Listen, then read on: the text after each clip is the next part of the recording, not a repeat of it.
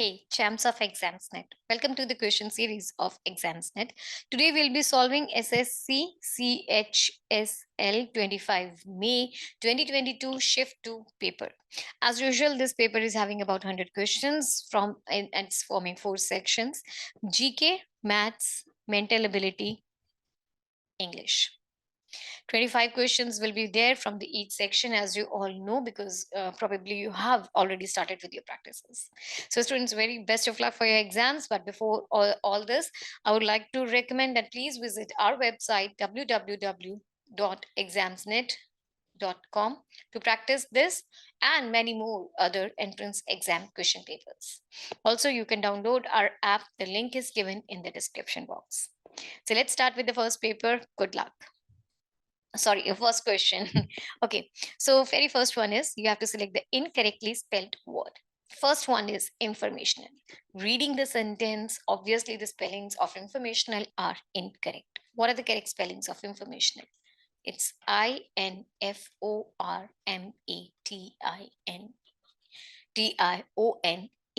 These are the correct spellings for informational. And you know the meaning of it, like relating to or characterized by the facts about something. Relating to facts about something.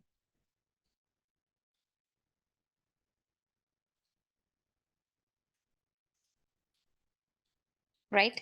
The next one, personal, that is personal, that are the absolutely correct spellings. It means people employed in an organization. People employed in an organization, such as military services. Such as military services. The next one, informal, absolutely correct sentence. It means having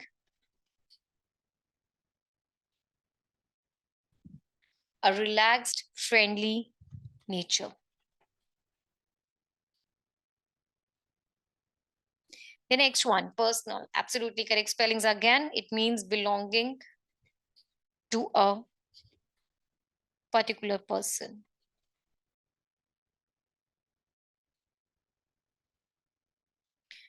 So I hope you are clear with your answer. Option A is the correct answer because you have to choose the incorrectly spelled word, and option A, informational, is incorrectly spelled word. And this is our answer. Let's move to the next question, number 2. Select the most appropriate option to substitute the underlined segment in the given sentence. It is, my sincerity and patience drove me through all odds and problems of life. So the segment drove me can be replaced by which of these options? Carried me, flew me, ran me, or lifted me. Let's see the meanings. First of all, carried me, if I'm looking at this, it means to sustain or aid someone through a challenging time.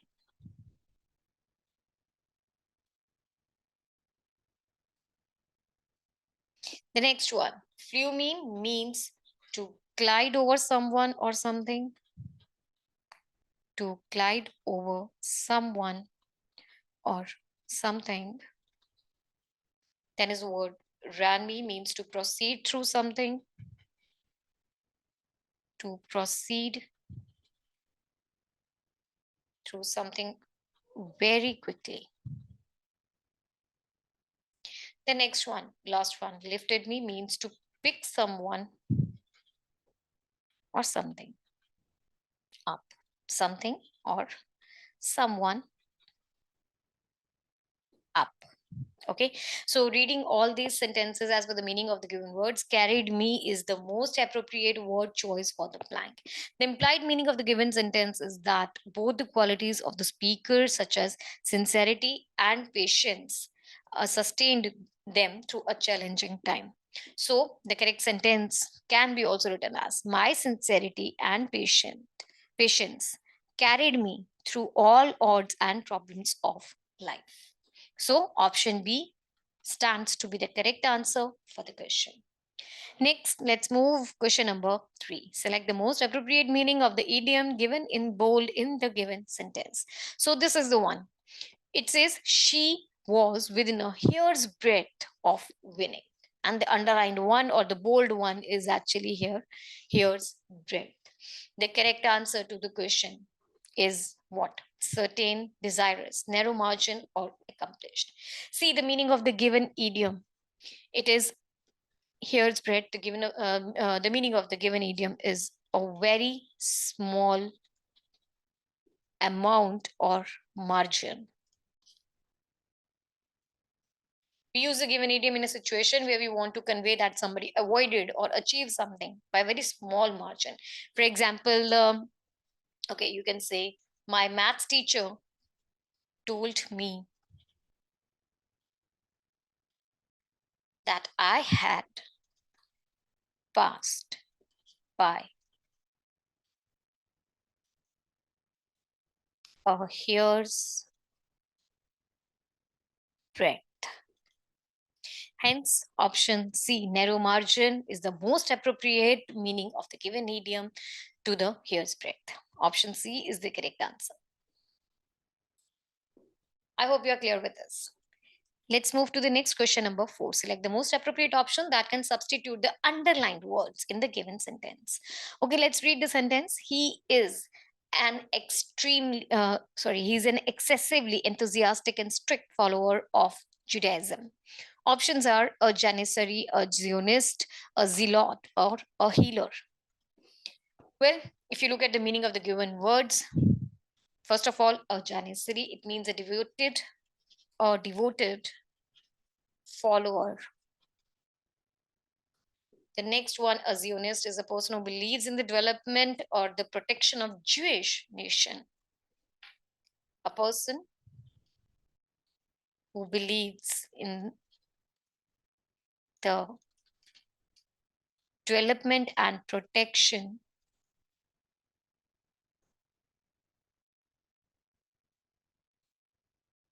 of a Jewish nation.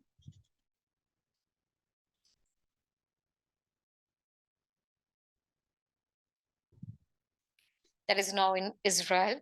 Next, a zealot, a member of a radical, warlike,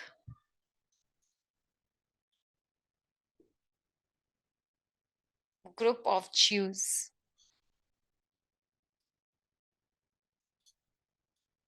The next one, a healer is a person who seeks to cure diseases. A person who seeks to cure diseases or injuries by means other than conventional medical treatments.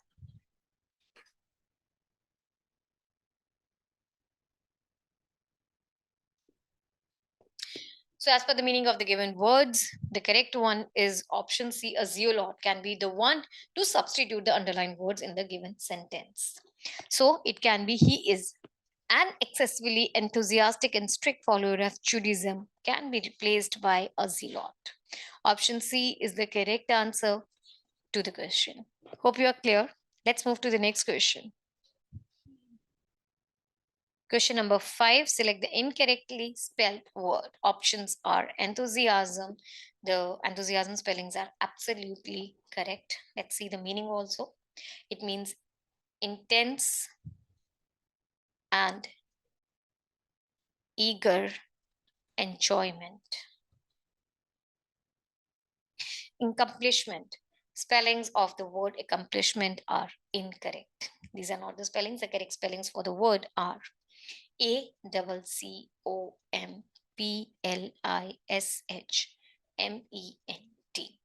which means a successful achievement of a task. Achievement of a task. Next one, convenience, absolutely correct spellings. It means the state of being able to proceed with something without any difficulty. State of proceeding with something smoothly, with something smoothly. Next one, auxiliary word, absolutely correct spellings again. It means providing supplementary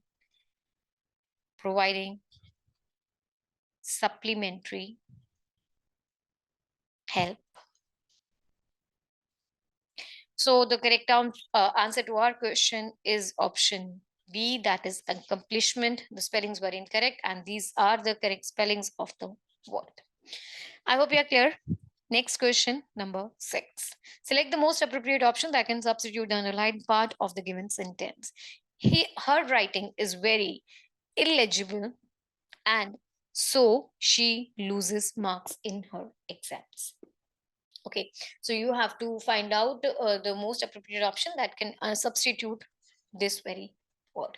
So whether it is illegible, like what are the spellings? Option A, B, C, D. There are 4 options which are given to you. Look at the correct spelling and meaning of the word. The given sentence, sorry, the given word can be replaced by illegible, that is illegible. The correct spellings are this, which means not clear enough to read. Not clear enough to read. For example, his signature were illegible, so the bank refused to encash the check. Right? The correct sentence here will be her writing is very illegible, and so she loses marks in her exam. Option C is the correct answer to the question. Hope you are clear. Let's move to the next question. Question number 7. Select the most appropriate option that can substitute the underlined segment in the given sentence. If there is no need to substitute, then you can write down no substitution required. Let's read the sentence now. It says, my uncle is doing business in Hyderabad for the last 10 years.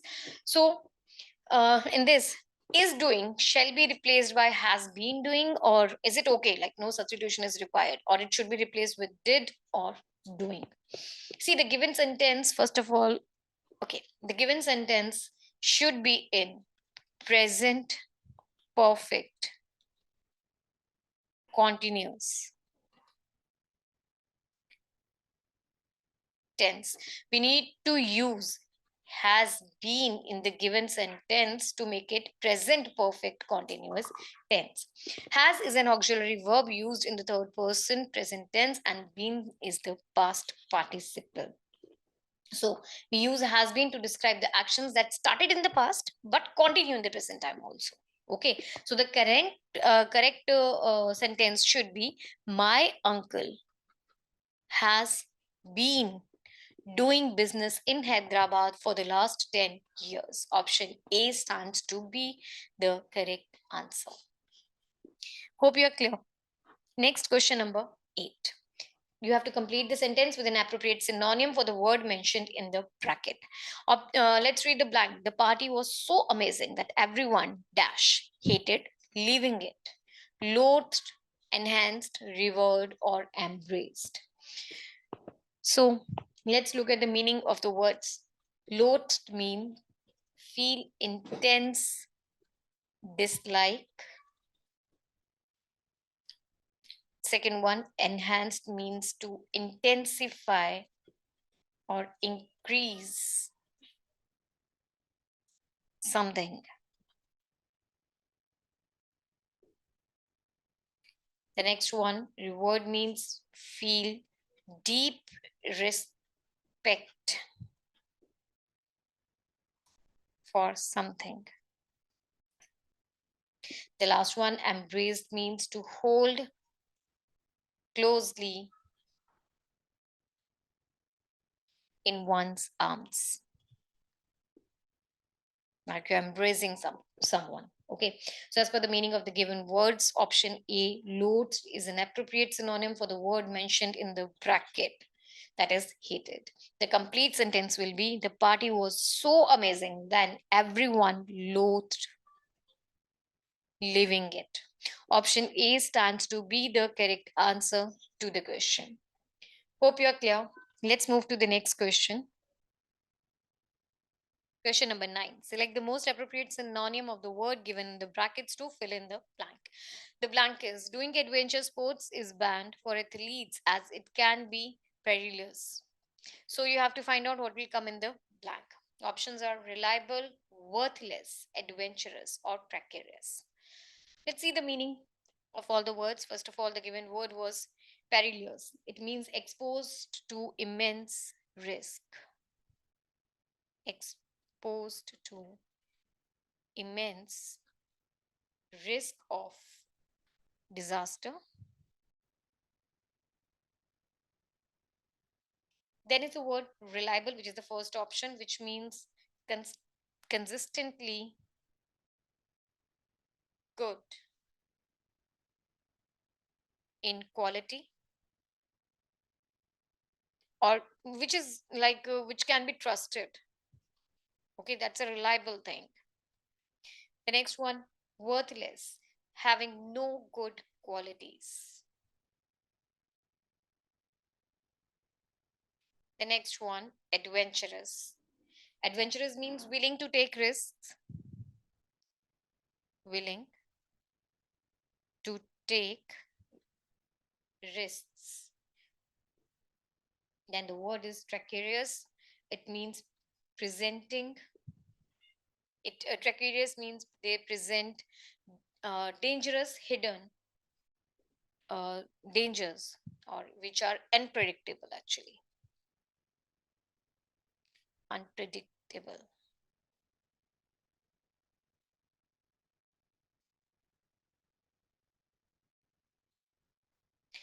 So, doing adventure sports is banned for athletes. It can be precarious, that is very much dangerous. Option D is the correct answer. I hope you are clear. Let's move to the next question. Question number 10. Select the option that expresses the given sentence in active voice. So the given sentence is in passive. You have to change that into the active voice. The sentence is, the library building was renovated in 2020. You have to do a conversion from passive to the active voice. See, in the active voice, the subject or the doer of the action is always highlighted. In the given sentence, we will begin the sentence with the subject pronoun they. The subject in the passive becomes the object in the active. So I think already know the subject and object, they interchange their positions in active and the passive voice. So the in the given sentence, we'll begin with the subject pronoun, that is they. The subject in passive voice becomes the object in active voice. In the given sentence, the library building becomes the object in the active voice. See, the library building here was a subject, it will interchange its position. Now it will become the object.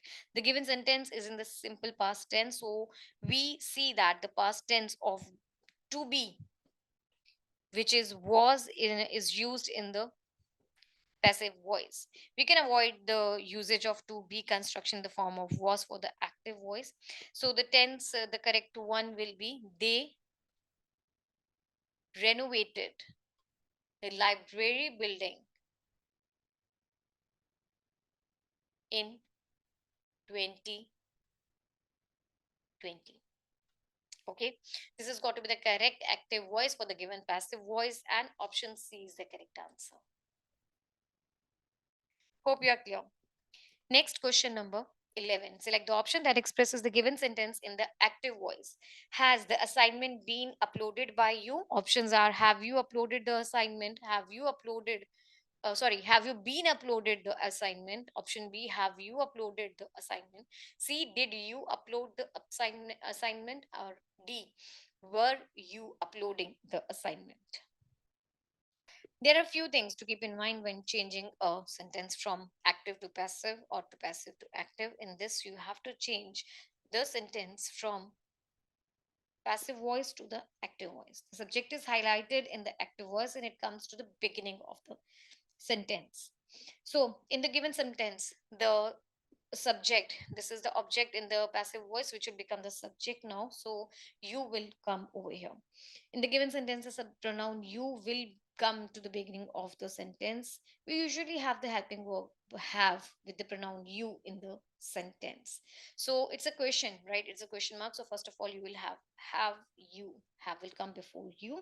We omit the use of to be constructions such as been, which is the past participle of be in the active voices. So the correct one will be have you upload, have you uploaded the assignment. So this option B stands to be the correct answer.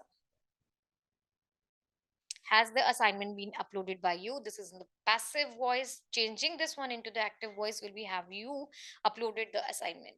You will become use the object in the passive voice, which will become the subject. You will be accompanied by have because it's a question. So have will have the first place in the sentence. Have you uploaded the assignment is the correct answer to the question. Option B. Question number 12. Select the option that expresses the given sentence in the active voice. Coffee is sipped by me. So this is the again the third question consecutively. Active, passive to active transition needs to be done in the question. You know, in active voice, passive thing, subject and object, they always interchange their positions. So the first word here is the object as me. So the very first word in the active voice will be I. Okay, me of course will be replaced by I in the active voice. And coffee, this is the object, sorry, this is the subject in the passive voice, which will become object in the active voice. Now, this B word, this will be omitted in the active voice and is sipped. This one is sipped. This is having the third form of the verb.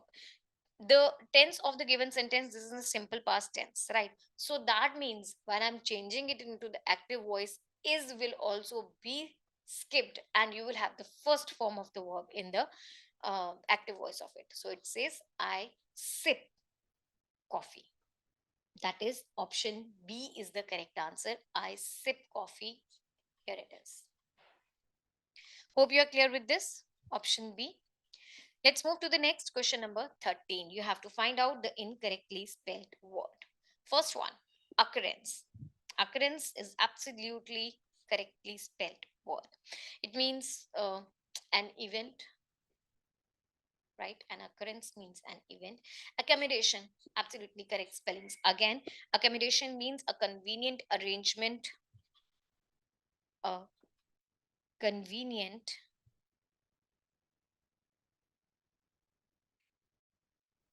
arrangement. Then, privilege. Here you have incorrect spellings. The spellings of privilege are incorrect. What are the correct spellings? It is Privilege. The correct spellings of privilege are this, which means a special advantage, a special advantage, or a right which is granted or available only to a particular person. Then next word is erroneous. Spellings are again correct, which means which is having some sort of error or something wrong in it. Okay, so option C is the correct answer to the question. That means this is the word which is having error. The spellings are incorrect for the word privilege. I hope you're clear with this. Then let's move to the next question, number 14. Select the most appropriate antonym of the highlighted word. Here is the word liberal. Let's read the sentence. It says, his liberal policies were responsible for progress in the community.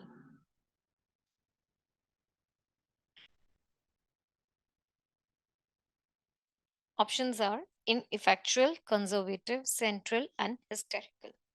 See, let's see the meaning of all the words. First word was ineffectual. It means not producing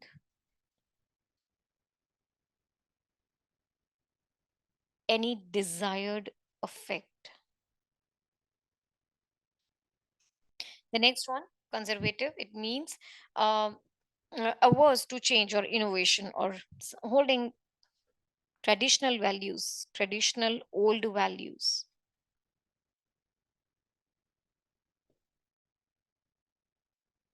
The next word is central, means at the point in the middle, at the middle point. Next one, hysterical, which means affected by uncontrolled emotion, uncontrolled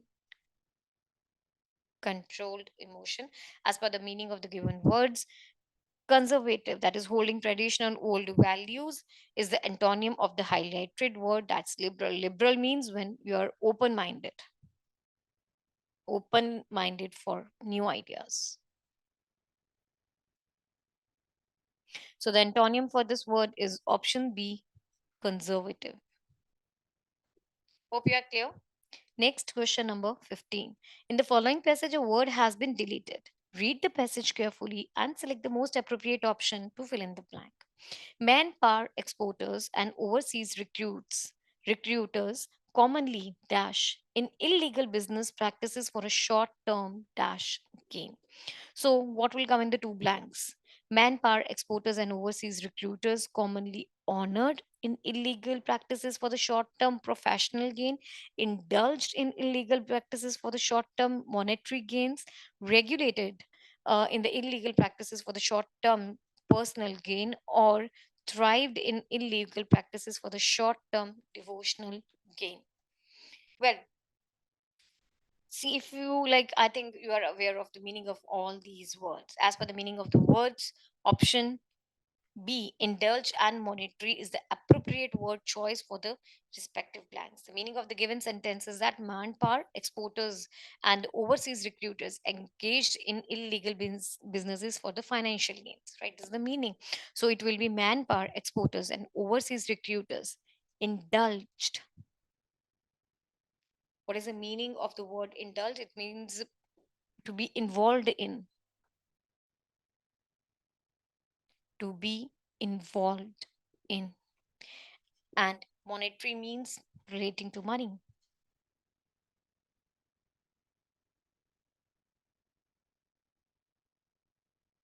So manpower exporters and overseas recruiters indulged in illegal practices for the short time monetary, that's for the money gain. Option B seems to be the correct answer. Let's see the meaning of rest of the words as well. Option B is the correct answer. First word was honored. Honored means great respect, which is of course not correct over here. Professional means something related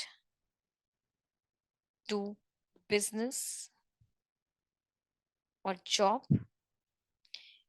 Regulated means controlled. Personal means belonging to a particular person, to a particular person. There is a word thrived, which means prosperous, and devotional means relating to worship in religion. So you see, option A, C, D, none of this satisfies the given blank. Option B, that is indulged, monetary, is the correct answer to the question. I hope you are clear. Then let's move to the next question, number 16.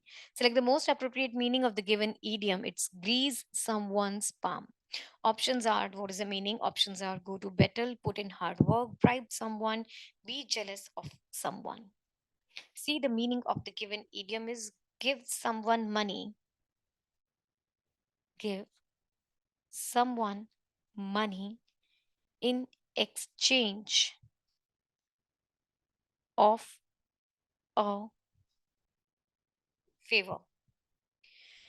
We use the given idiom in a situation where someone is offering a bribe to get things done in their favor. For example, Randhir said, I want to win the title of prom king desperately. I'm ready to grease someone's palm to win that title. Right? So option C, that is bribed someone, is absolutely correct meaning to the given idiom.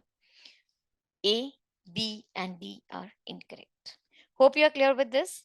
Next is question number 70. You have to find out the incorrectly spelled word. The very first one is consciousness. Absolutely correct. Spellings, not a mistake, not a single mistake in this. That means state of being aware of surroundings, being aware of the surroundings. It's the meaning of consciousness. The next one, encyclopedia. Again, the spellings are incorrect. It means a book giving information, a book or set of books, a book or books.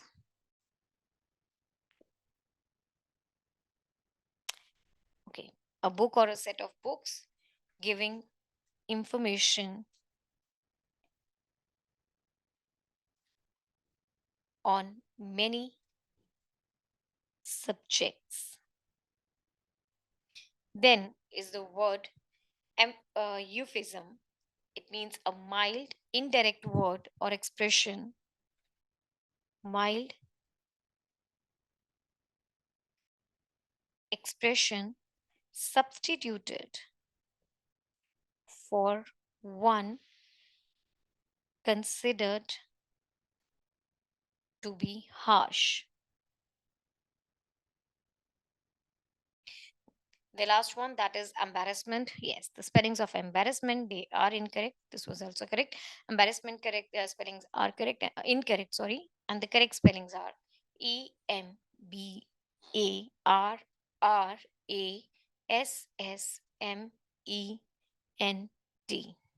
These are the correct spellings, and it means feeling shamed,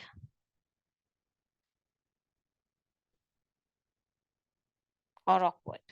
Okay, so the correct answer to the question that is incorrect spellings are option D. Hope you are clear with this. Then let's move to the next question.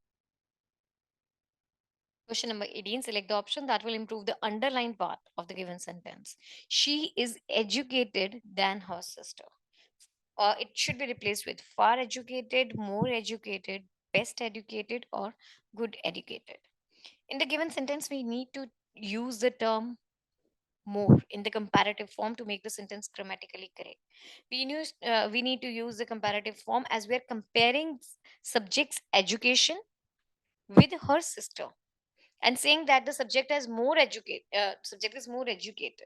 So we use the comparative form more with the adjective, with an adjective to it. In the given sentence, we use the comparative form more with the adjective educated. So it will be she is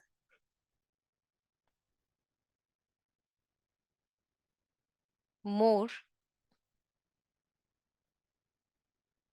educated than her sister. Option B stands to be the correct answer.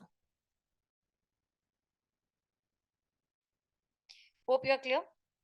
Next, question number 19. Sentences of a paragraph are given below in a jumbled order. So this is a para-jumble paragraph. Arrange the sentences in the correct order to form a meaningful and coherent paragraph.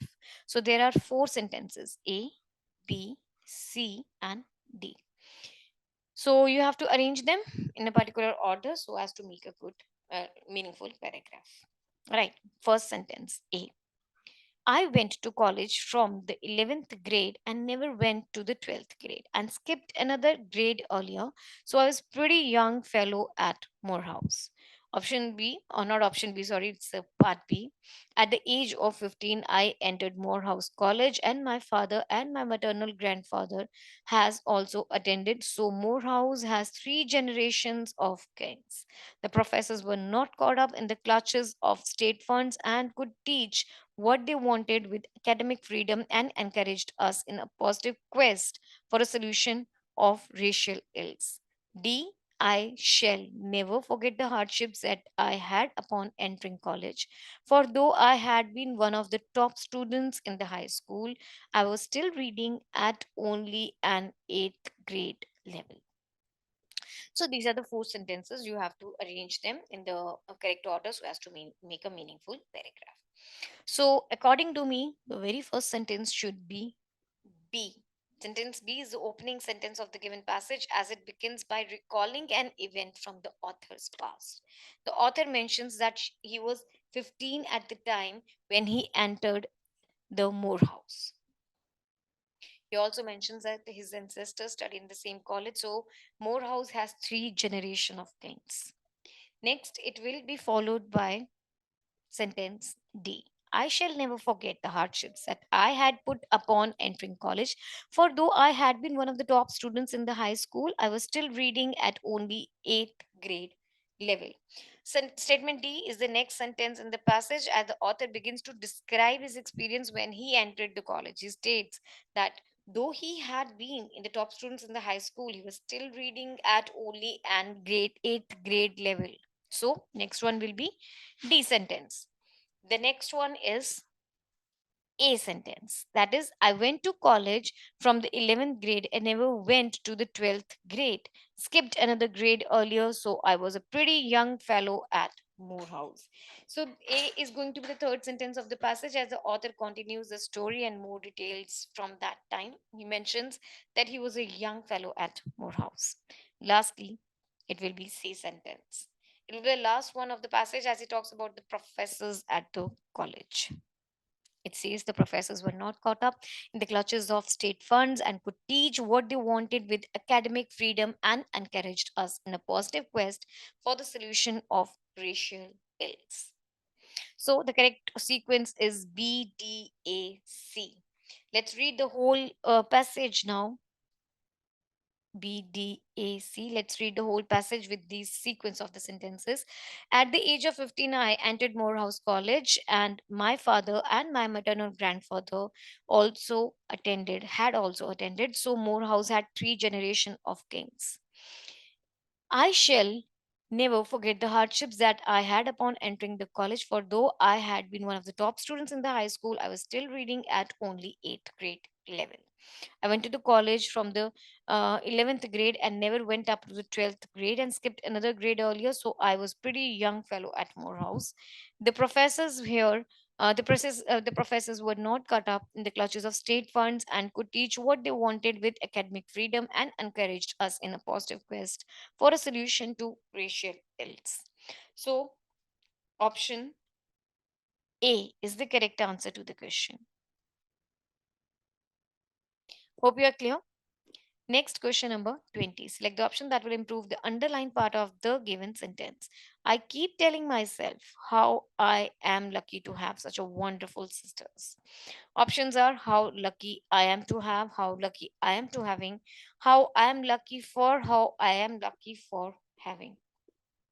See, in the given sentence, the position for the adjective lucky is incorrect. In order to make a coherent meaning, we need to use the adjective lucky before I am in the sentence. The adjective lucky is modifying the meaning of the sentence over here. The implied meaning of the sentence is that the speaker is expressing his or her luck in having such wonderful sisters. So it will be I keep telling myself how lucky I am to have such wonderful sisters. Here it is, option A is the correct answer. It will be how. So the correct sentence, I'll write it down over here. I keep telling myself how lucky I am to have such wonderful sisters. I hope you're clear. Next is question number 21. Select the most appropriate option to fill in the blank one. So it's a passage. There are five blanks given in the passage, and you have to find out. There will be next five questions will be from this passage only. You have to find out the five blanks, or the answers to the five blanks in the five questions. Let's read the first one.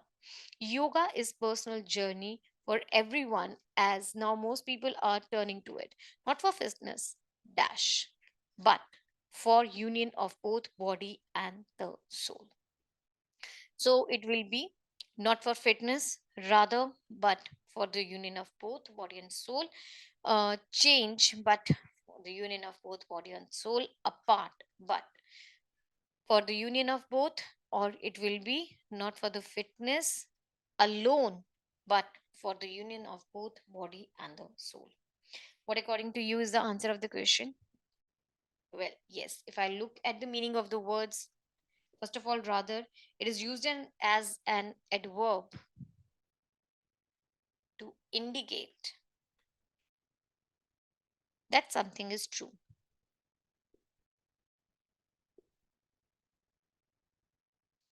Okay. Change means, to modify,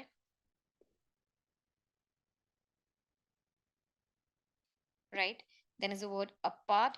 It means separated by a distance,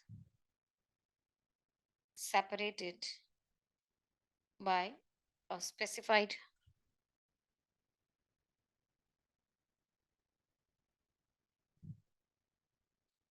distance in time. Then is the word alone. It can be used both as an adjective and an adverb.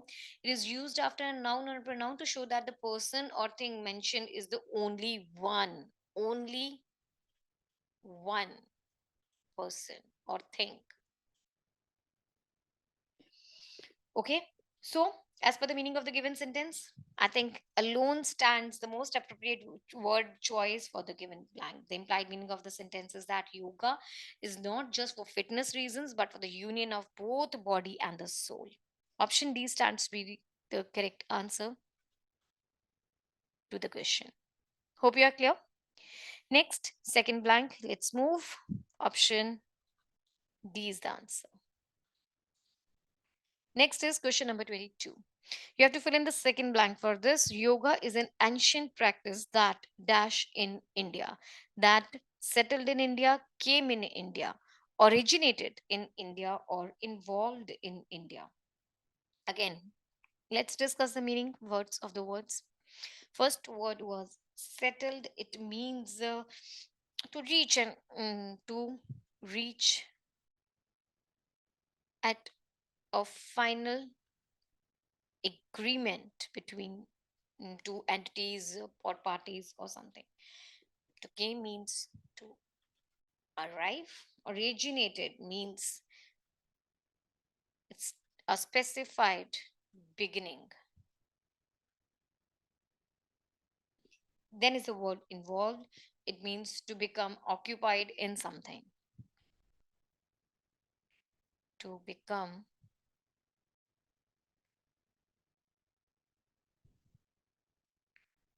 occupied in something. As per the meaning of the given words, yoga is ancient practice that dash in India, I think originated suits the best because it started in India, right? It originated in India. The implied meaning of the given sentence is that ancient practice of yoga started in India. So option C stands to be the correct answer to the question. Hope you are clear. Next is question number 23. You have to fill in the third blank now. Let's read. It involves movement, meditation, and breathing dash to promote mental and physical well-being. It says it involves movement, meditation, and breathing senses, techniques, phases, or pursuit. Again, we'll talk about the meaning of the words. First word was senses. It means it's a faculty by which the body perceives an external stimulus. One of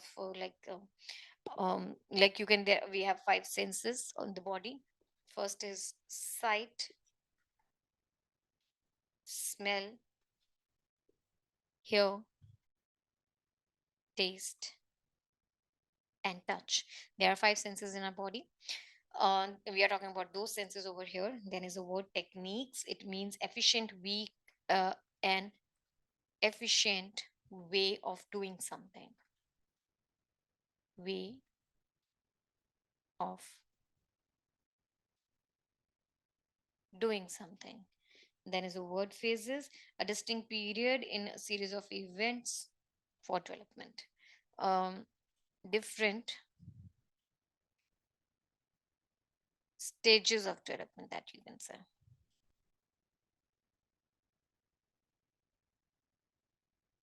There is a word pursued, the action of pursuing someone or something.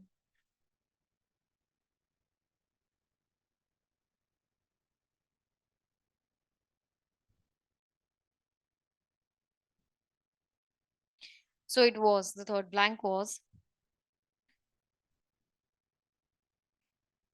it involves movement, meditation, and breathing techniques is the right word to fill over here as per the meaning of the given sentence to promote mental and physical well-being. The implied meaning of the given sentence is that yoga involves skillful way of movement, meditation, and breathing to promote the well-being of a person in the mental and the physical way. So option B stands to be the correct answer.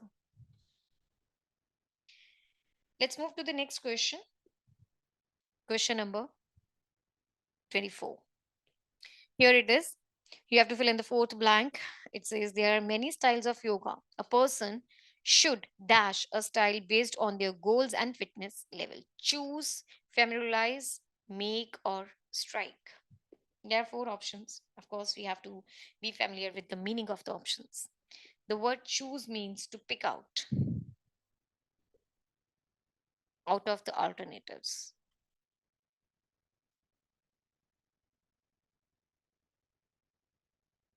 Then is the word familiarize. It means give knowledge of something. Then is the word make. It means form something by putting parts together. By something. By putting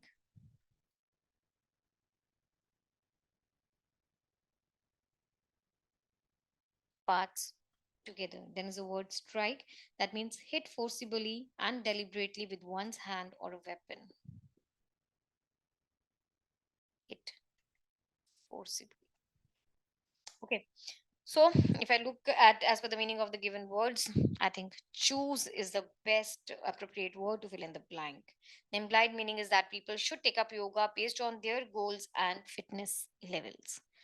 So, option A stands to be the correct answer to the question. Here is the word choose. A person should choose a style based on their goals and fitness level.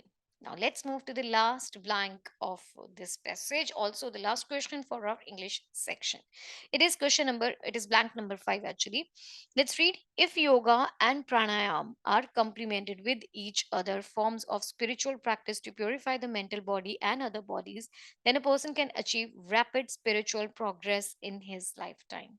Thus, a person can make progress to achieve the purpose of life, which is to dash with God, to compete with God, to progress with God, to merge with God, or to mark with God. See, I'll talk about the meanings first of all these words. The first word was compete. It means to strive to gain or win something. Win something by competing with others. Okay, compete like it can be wait by competing with others. You are competing with some people to win for something. Then is the word progress, which means to move forward.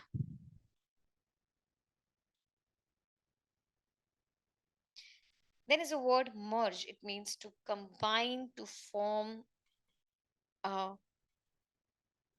single entity. Then is the word mark. It means putting a mark, maybe a line or symbol to indicate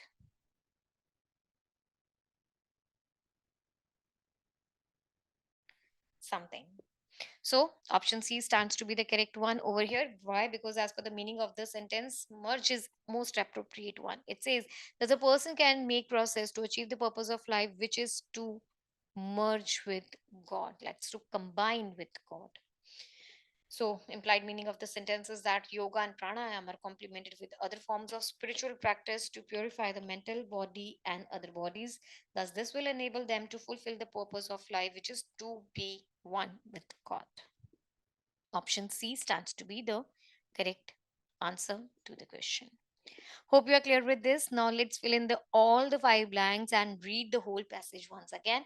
And this is our last question for English section. Yoga is personal journey for everyone, as now most people are turning to it, but not for fitness alone, but for the union of both body and soul. Yoga is an ancient practice that originated in India. It involves movement, meditation, and breathing techniques to promote mental and physical well being. There are many styles of yoga. A person should choose a style based on their goals and fitness level. If yoga and pranayama are complemented with each other, with other forms of spiritual practice to purify the mental body and other bodies, then a person can achieve rapid spiritual progress in his lifetime. Thus, a person can make progress to achieve the purpose of life, which is to merge with God. So, I hope you are clear with all these questions. Question number 26. This is a mental ability question. Students, before moving further, I would like to remind you, if you want to practice all these questions and many more entrance exam question papers, then please visit our website www.examsnet.com. You can also download our app. The link is given in the description box. So let's start with the next question, number 26, mental ability question. It says, select the correct combination of mathematical signs to replace the asterisk signs and to balance the given equation. So here are the asterisk signs, and you have to choose which option A, B, C, D set of operators should be filled in place of these asterisk signs in order to complete. Okay, right. So let's start with option A. We'll try it. There's no other option. You have to try out with all the options one by one. So let's try with option A. After you fill in all the combination of these operators in this given equation, it becomes 41 plus 2 minus 36 is equal to 6 into 57 minus 7 divided by 4 minus 3. Okay. So now, according to BODMAS, only thing that have to be kept in mind in this question is the BODMAS rule.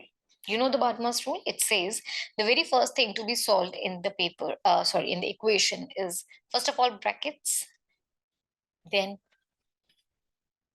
off, then division, followed by multiplication,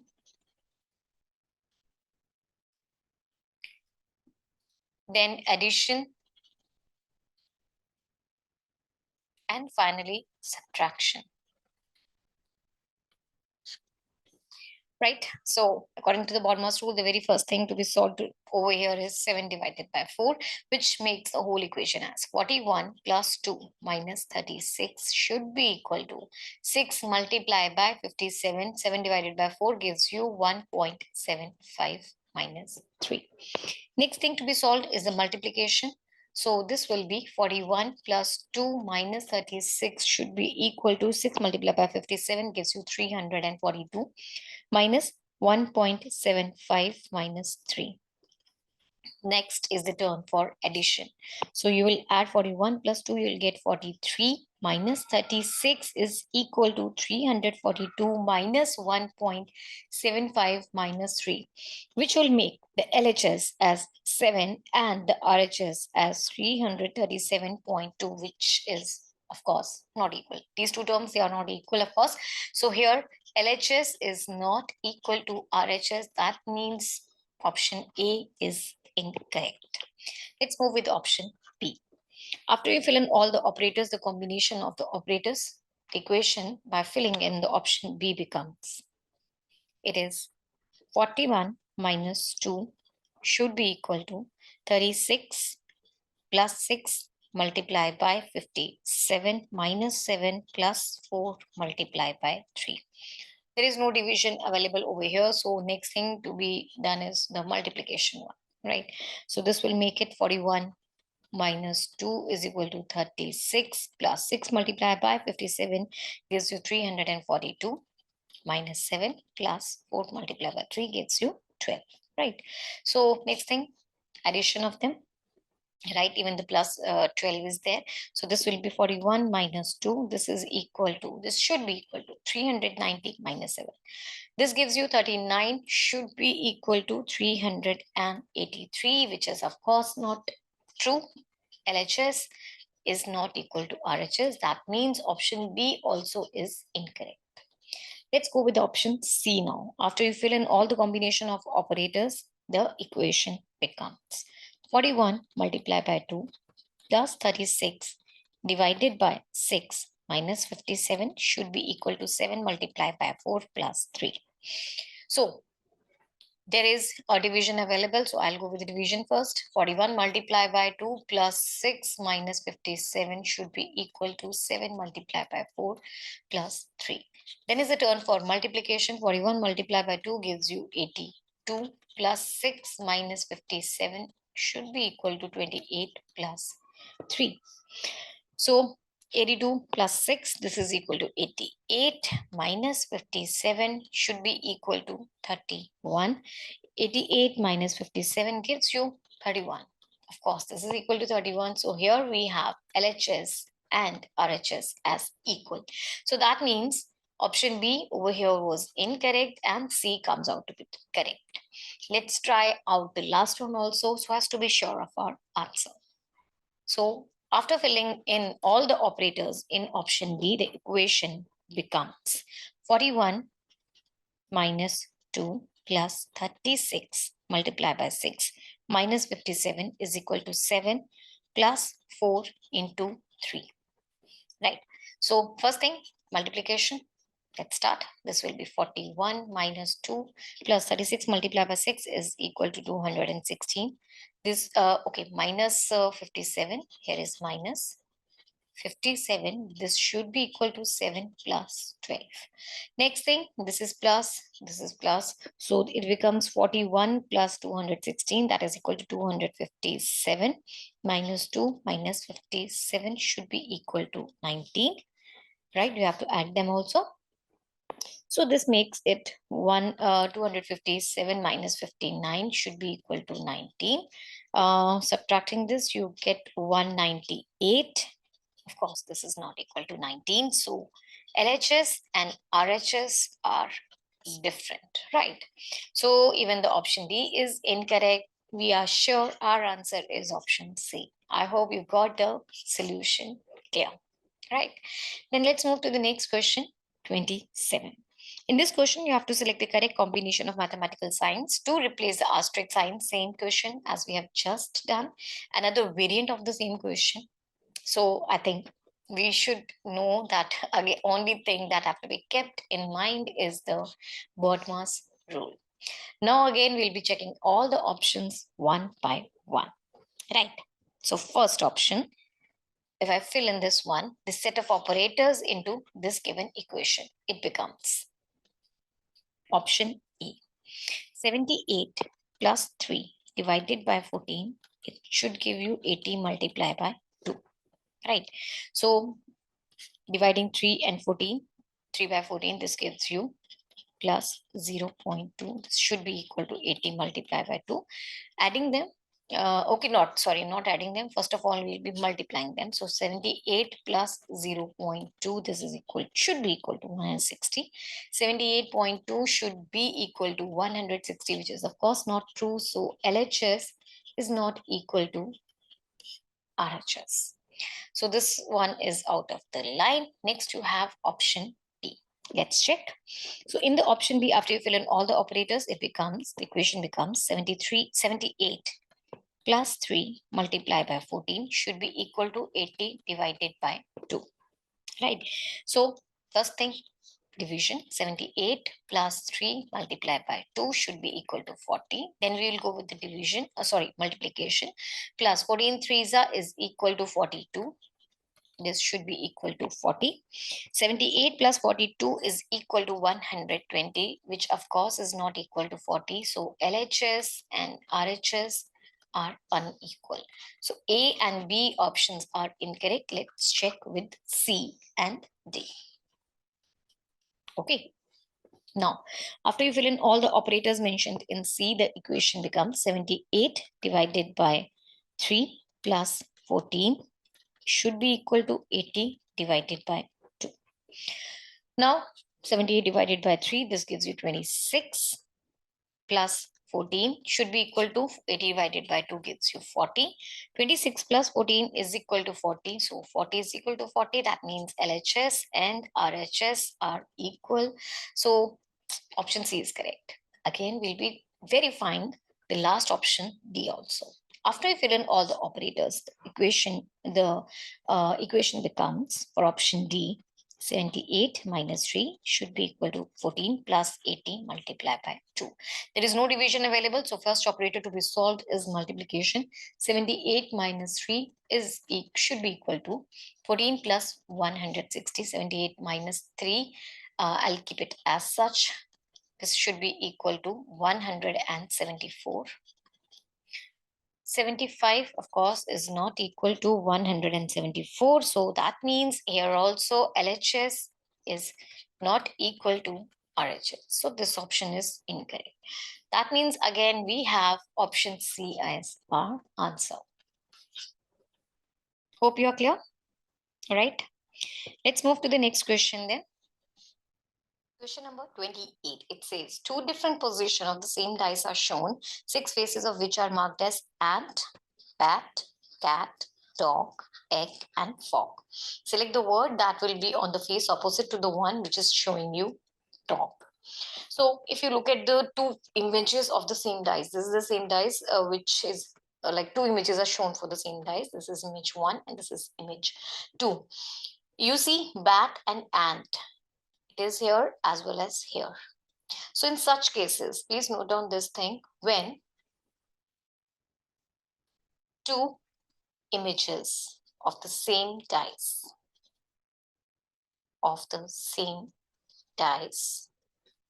have common faces, two common faces rather, then third face of either dice are opposite. Right? I hope you're clear with this. See, in this case, bat and ant, they are same. Bat and ant are same. That means frog and dog, they are the opposite faces. And this is what our question was. Dog and frog are the opposite faces. You have to find out the opposite face for dog, which is absolutely frog. Option A is the correct answer to our question. Right? Hope you're clear with this. Let's move to the next question then. Next is question number 29, pointing out to a lady in the photograph. Vijay said, her sister's mother is the sister of my father's daughter. How is the lady related to Vijay? See, to solve always these type of questions, use this symbolic table for the relationship. Symbol, and here is the relationship. Using this table, we will prepare a flow chart of the given relationships. It will become really easy for you to understand the problem. So the first symbol is a circle. It represents a female. Then a square, it represents a male. Then at the double lines represents a married couple. Single line represents siblings, and the straight vertical line represents difference of a generation. Okay. So using this relationship table, it will be very much easy for you to understand the problem now. So let's start with the very first thing. It said about something about Vijay. So pointing to a lady in the photograph, Vijay said her sister's mother. So that lady's sister's mother. So we'll start the problem with the lady. Here's the lady, right?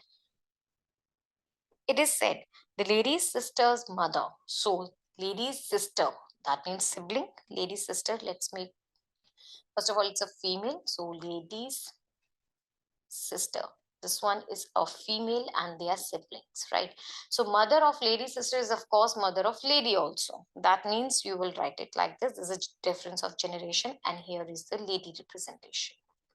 Okay, ladies, sisters,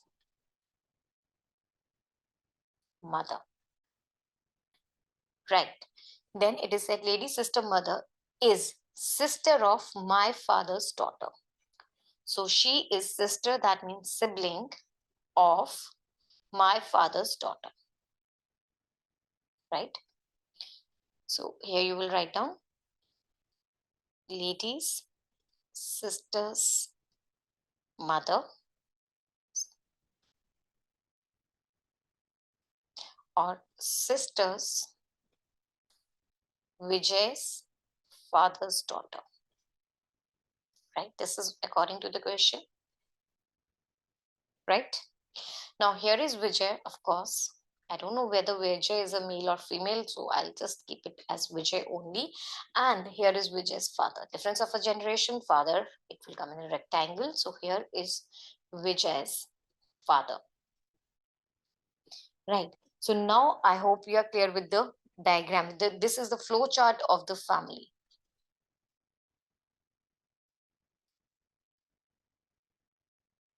Right. So using this flow chart, what the question was, how is lady related to Vijay? It is clear from the above that lady is sister's daughter of Vijay. This lady is sister's daughter of Vijay.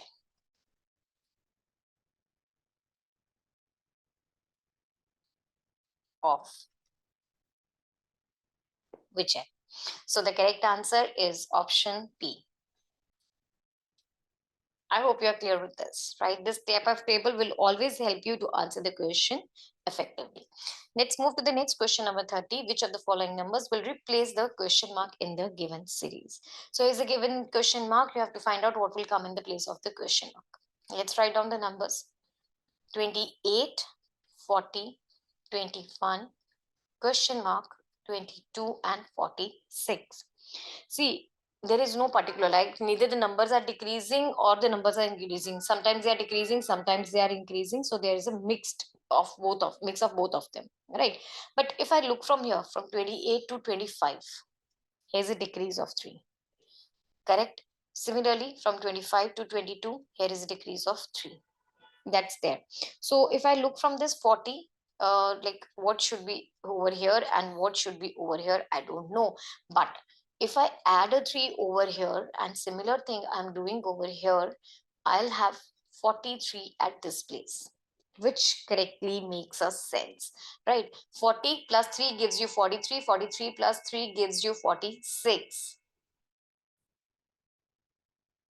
So this 43 is your answer. Option B is the correct one. I hope you are clear. Let's move to the next question, number 31. Select the mirror image of the given combination when the mirror is placed at MN as shown in the figure. See, in the mirror, whenever you're having the mirror image question, definitely you're going to have 1 or 2 questions from such section, that's for sure. See, the mirror images always follow the principle of lateral inversion. What is that? The left and the right positions interchange in the of the object and the image.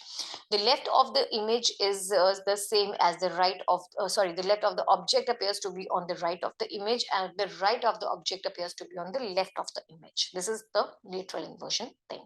Okay, so now using this one, if I look at this, what will be the lateral inversion? What will be the inverted image for this given set of alphabets? It will be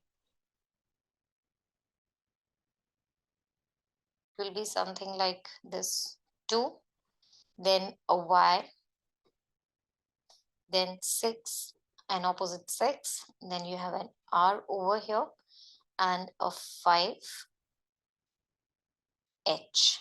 So looking at this one, if you follow the principle of lateral inversion, you will end up at this image, and it matches with option C. So this option C is the correct answer to our question. Hope you are clear. Then let's move to the next question, number 32. Select the correct combination of mathematical signs to sequentially replace the asterisk signs and balance the given equation. So here is the given equation. You have to find out what will replace the asterisk signs. Option A, B, C, D. No option. We have already done 2 questions of such type. Let's go with the third one also. We'll try with all the options one by one. After filling in the operators which are given in the first option, you get 25 divided by 5 multiplied by 10 plus 2 minus 8 should give you 11. Right. You know this thing that it follows the BODMAS rule. We already discussed what is the BODMAS rule. So according to the BODMAS rule, you have to, or the first thing to be performed is the division. So 25 divided by 5 gives you 5 multiplied by 10 plus 2 minus 8 should give you 11. Multiplication, 5 multiplied by 2, it gives you 50 plus 2 minus 8 should give you 11. Addition, 52 minus 8 should give you 11, which is 44. Of course, this is not equal to 11. So LHS and RHS, they are different. Option A is incorrect. Let's move with the second one. So we'll go with the second and the third options now. Right, here's the C part.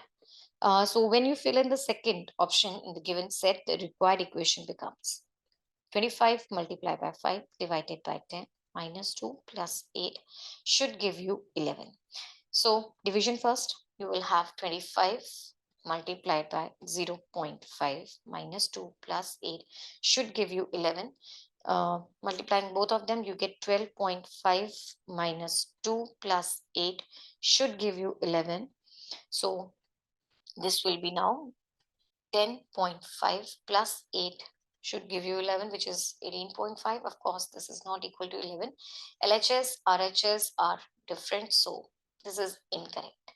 Let's move with the C part now. So whenever you fill in the whole thing, whole operators, the option C, the required equation becomes 25 minus 5 plus 2 divided plus 10 divided by 2 multiply by 8 should give you 11. So first thing, 10 divided by 2, it gives you 25 minus 5 plus 5 multiplied by 8 should give you 11. So next, multiplication of 5 and 8, it gives you 40. 25 minus 5 plus 40 should give you 11.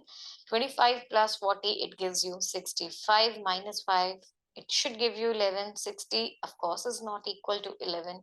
LHS and RHS are different, so option C even is the incorrect answer. Let's move with the next question, option number 4. So here is the D part. Filling in all the operators which are mentioned in the D section makes the equation as 25 divided by 5 minus 10 plus 2 multiplied by 8 should give you 11. First thing, division. So 5 minus 10 plus 2 this is multiply. Okay, plus 2 multiplied by 8 should give you 11. So next is the multiplication thing. 5 minus 10 plus 16 should give you 11. Here it is, 5 plus 16 gives you 21 minus 10 should give you 11. 11 is equal to 11. Here LHS and RHS are equal. So that means this is our correct option. Option B, C were incorrect. D was the absolutely correct one. So option D is the correct answer to our question. Hope you are clear. Let's move to the next question then.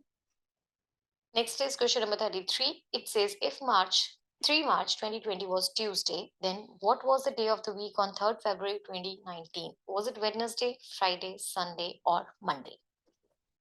See, first of all, the logic which is followed over here is 3rd March 2020, it was Tuesday. First of all, we'll check whether 2020 was a leap year. Yes, it was a leap year because if I divide it by 4, I get 505, which means it was a leap year. right? So that means in this year, February had 29 days. Now we will check days between 4 Feb 2020 to 3rd March 2020, right? So that is 26 plus 3 odd days, right?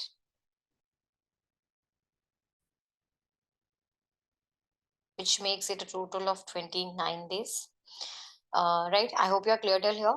So 29 days, if I turn it into weeks, 29 divided by 7, it gives you a remainder 1, right? So we will do -1. So we will -1 in Tuesday, which becomes Monday, right? But what we want to find out is, but what we have to find out is 3rd Feb 2019. See, this Monday was for 3rd Feb 2020. Okay, we have to find out the date for 3rd Feb 2019. For that, again, we will subtract to 1 day. Okay, for that, we will do -1 on Monday, right? Which makes it Sunday. So that means 3rd Feb 2019 was Sunday. Sunday is the correct answer to our question. Option C is the correct answer to our question. Hope you are clear with this. Then let's move to the next question, number 34. It says which letter cluster will replace the question mark to complete the given series. So here is the given series. You have to find out what will come in the place of the question mark. Okay, so to answer this question, you need to use the alphabetical place value table. And what is that table? See, this table is very important because a number of questions you will need this question. At least 1 or 2 questions are for sure to come. You are likely to have 3 to 4 questions also from this same topic, alphabetical place value table. So do make this table and keep it on a handy side whenever you are about to solve your paper. Okay. So let's make that table. It says A, B, C, D, E, F, G, H, I, J, K, L, M, N, O, P, Q, R, S, T, U, V, W, X, Y, and Z. Right. 1, 2, 3, 4, 5, 6, 7, 8, 9, 10, 11, 12, 13, 14, 15, 16, 17, 18, 19, 20, 21, 22, 23, 24, 25, and 26. Okay, so let's write down the first one. It is E, T, R, E. The first set of alphabets is E, T, R, E. The next one is A, Z, L. Sorry, it is J. A, Z, J, G. The next one is W, F, B, I.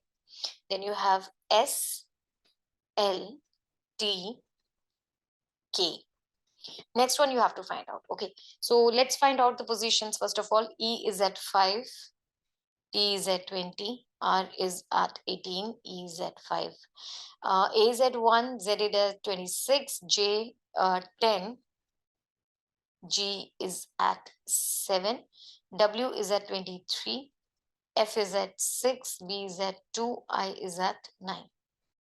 Then S 19, L is at 12, T is at 20, and K is at 11. Okay, now let's see. When I move from this E to A, from here to here, you subtracted a 4, right? You moved in the backward direction. That means you have subtracting 1 to 23, again a subtraction of 4, 23 to 19, again a subtraction of 4. 20 to 26, you are adding a 6, 26 to 6, adding a 6, 6 to 12, adding a 6 again. 18 to 10, you are subtracting 8. 10 to 2, you are subtracting again 2. 2 to 20, you are moving in the backward direction, so a subtraction of 8 again. 5 to 7 plus 2, 7 to 9 plus 2, 9 to 11 plus 2. So you got the logic. In the first line, you have minus 4. In the second one, plus 6. In the third one, you have minus 8. And in the fourth one, you have plus 2. 19 minus 4 gives you 15. 15th position is held by O. Then 12 plus 6 gives you 18. 18 is the position of R. 20 minus 8 gives you 12. It is L. 11 plus 2 gives you 13, which is M. So the correct order is O, R, L, M. Okay. O, R, L, M is option B. So that means this option B is the correct answer to our question. Hope you are done with this and clear. Question number 35. It says the paper is folded and cut as shown below. How will it appear when unfolded? So this is the piece of paper. It is first of all half folded and then it's quarterly folded and then some cuts are made on the paper in this shape. After you make these cuts, you have to identify when you will unfold this paper, how will it look like? Okay, so you have to look at the image very closely, very clearly. See, you have to look at this part, this cut part and this cut part. Where they will come in this section, they will come extreme, this part, like this will come over here and this section will come over here, which is in option B, A. See, this shape doesn't match, C doesn't match, so this is not the correct answer. C and D, they are out of the question because the orientation of the cut art is different. So C and D, they are incorrect. We have to choose the answers from A and B. Why? This shape exactly matches. See, you will unfold this part, this square part will come over. This part will come at this place, right? Which is over here, if you can see. You have to look, you have to observe the cuts very carefully. This cut will come at this place. Let's zoom it. This cut will come over here. This cut will come in this place. This will be over here and this position will be over here. Okay, so if you look at this thing, where the all parts are, it's option B. Option B exactly is the one which we discussed to be in the position. So this is our answer to the question. Hope you are clear with this one. Then let's move to the next question. Question number 36. It says two different positions of the same dice are shown. 6 faces of which are marked as ant, bat, cat, dog, egg, fog. Select the word that will be on the face opposite to the one showing fog. So these are the two faces of the same dice, right? In this question, you have to find out which face will be opposite to the face dog. See, in this case, you have this cat and bat. They are same, right? Cat and bat are same. So there is a particular logic whenever you are having such type of questions, what that logic is. If two dice have the same face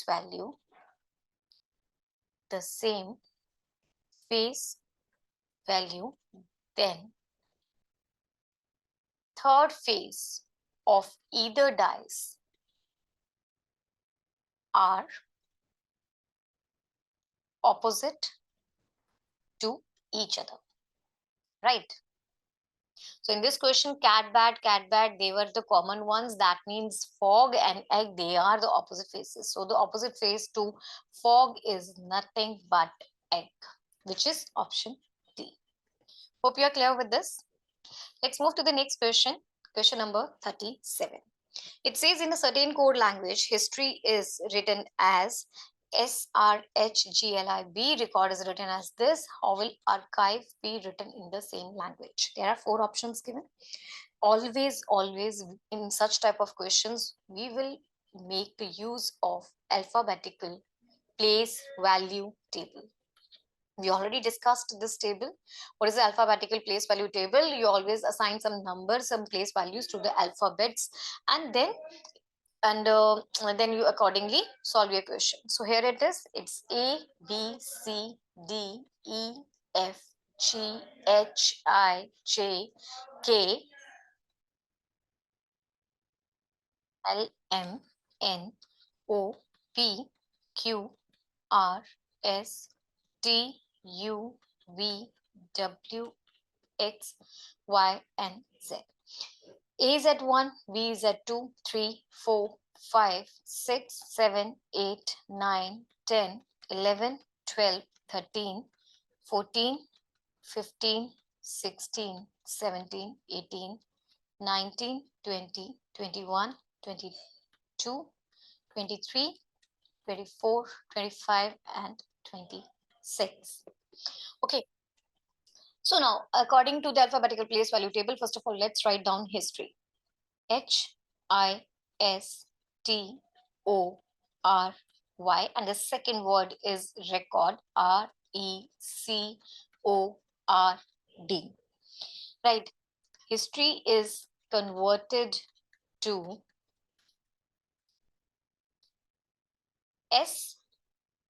SRHGLIB, then record.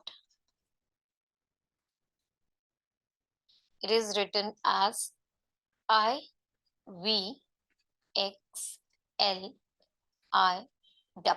Okay, so if you look at this one, Y and B, they are opposite. R and I, they are opposite here.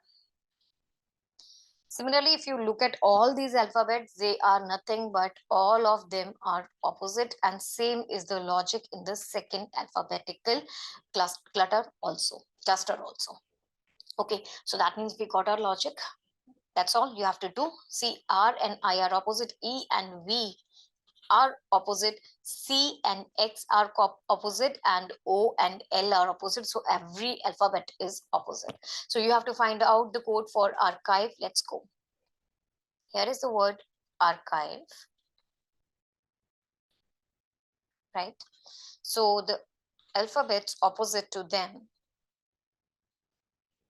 are A. Alphabet opposite to A is Z, R opposite is I, C's opposite alphabet is X, H, S, I, R, V, E, E, V. So it is Z, I, X, S, R, E, V. This is our correct answer. Let's look at the options.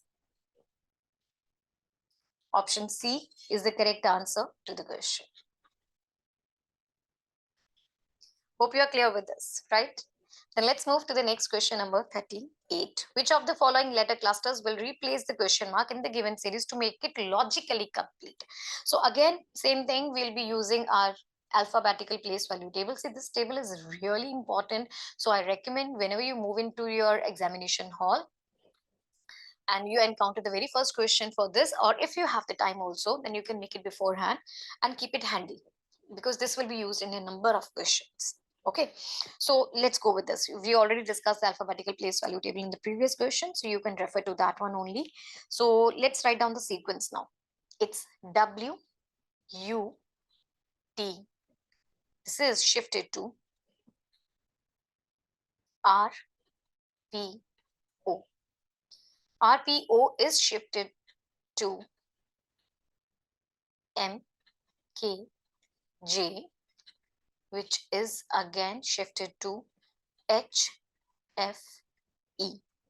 Now you have to find out what will come next. Right. So let's find out the value of the place value of W. It's 23. U is at 21 and T is at 20. R is at 18.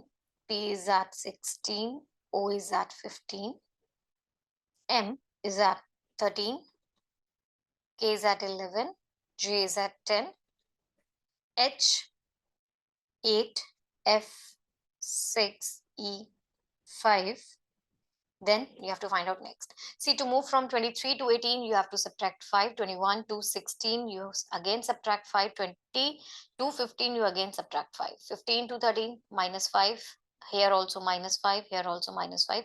So everywhere you having the same logic, minus 5, minus 5, minus 5. So that means in the last case also the logic is minus 5, minus 5, minus 5. So 8 minus 5 gives you 3. 6 minus 5 gives you 1. 5 minus 5 gives you, like, it's actually 0, but we'll move to the last letter, right? So this is, you can say this 26th letter. C is the third position letter. 1 is held by A. 26 is Z. So C, A, Z is the next letter cluster in the series, which is option A. Hope you're clear with this, right? Let's move to the next question then. Question number 39. Which of the following numbers will replace the question mark in the given series? So this is the given series and you have to find out what will replace the question mark over here, right? Let's write down the series first. It's 56, 68, question mark, 128, 176 and 236. Correct. To move from 56 to 68, you add a 12. 68 to, like, I don't know over here what how will I move, but from 128 to 176 to move, you have to add a 48. 176 to 236, you have to add a 40, sorry, 60. So don't you think probably I'm moving with the table of 12 now, right? So this is 12 ones are, this is 12 fours are, and this is 12. So that means over here will be 12 twos are and over here will be 12 threes are. So that means you have to add a 24 over here and a 36 over here. When you add 24 to 68, you get 92. So that means in place of question mark, of course, you are going to have 92. This is further verified as 92 plus 36 gives you 128, which is yes, correct. That means option D is the correct answer to our question. Hope you are clear. Let's move to the next question number 40 then. Select the correct mirror image of the given combination when the mirror is placed at MN position. So this is MN, your mirror. You have to find out the mirror image of this letter cluster. Okay, see, in the mirror image, always pay attention to one thing. The image is always laterally inverted. What do you mean by that? The image is laterally inverted means the left of the object, just a minute. Yeah, left of the object appears to be right of the image and right of the object appears to be the left of the image. That means there is lateral inversion. This is called lateral inversion in scientific language. So when this, you will see this pattern, this pattern of numbers and alphabets in the mirror, how will it look like? Okay. First of all, 2 will go like this. Then you have a 9 like this. This is somewhat the position of 9. You have a 6 like this, R, then A, and then a E. Okay, so this is the position of alphabets and letters in the mirror, which exactly matches with option B. Right? So this is the correct one, and this is our answer. Hope you are clear with this. Let's move to the next question. Number 41. Select the set in which the numbers are related in the same way as the number of the following set. So these are the two sets you have to find out. Select the set out of these 4 sets. You have to select the set which is having the same pattern which is being followed, or same logic which is being followed in these 2 sets, right? There's a note which says operations should be performed on whole numbers without breaking down the number into its constituent digits. For example, 13, you have to do the operations on 13 only. You don't have to break them into 1 and 3. This is not allowed. Okay, right? So let's go. So you have to find out the pattern in these 2 sets. What are the sets? 75, 25, and 28. The second one is 136, 34, and 38. So the logic is, or the pattern over here is, quotient of first term by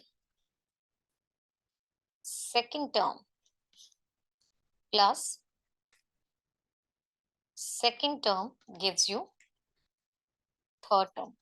Okay, this logic finding thing comes only with the practice. You need to practice many more questions of this type, and you know where to go for this thing. You know, need to go to our website www.examsnet.com. Also, you can download our app. The link is given in the description box. So let's go with this in the very first set. So quotient of first term divided by second term, set 1, quotient of 75 by 25 plus second term, that's 25, gives you third term, right? So this is equal to 3 plus 25, which gives you 28. This is of course your third term, right? So let's go with the set 2 now to confirm whether we are correct or not. So quotient of 136 upon 34 plus second term, that's 34. This is equal to, see, they will cut down at about 4. So this is 4 plus 34. This gives you 38, which is your third term, right? So here it is. Let's check. Similarly, you have to check with all the options now one by one. So let's apply the same logic in the first option, 27, 9 and 15. So A part, 27, 9 and 15. So quotient of 27 upon 9 plus 9, this is equal to 3. Just a minute. Okay, this is equal to 3 plus 9, which gives you 12, which is of course not your third term. So this is incorrect one, right? Let's go with the second option. The second option was 45, 9 and 12.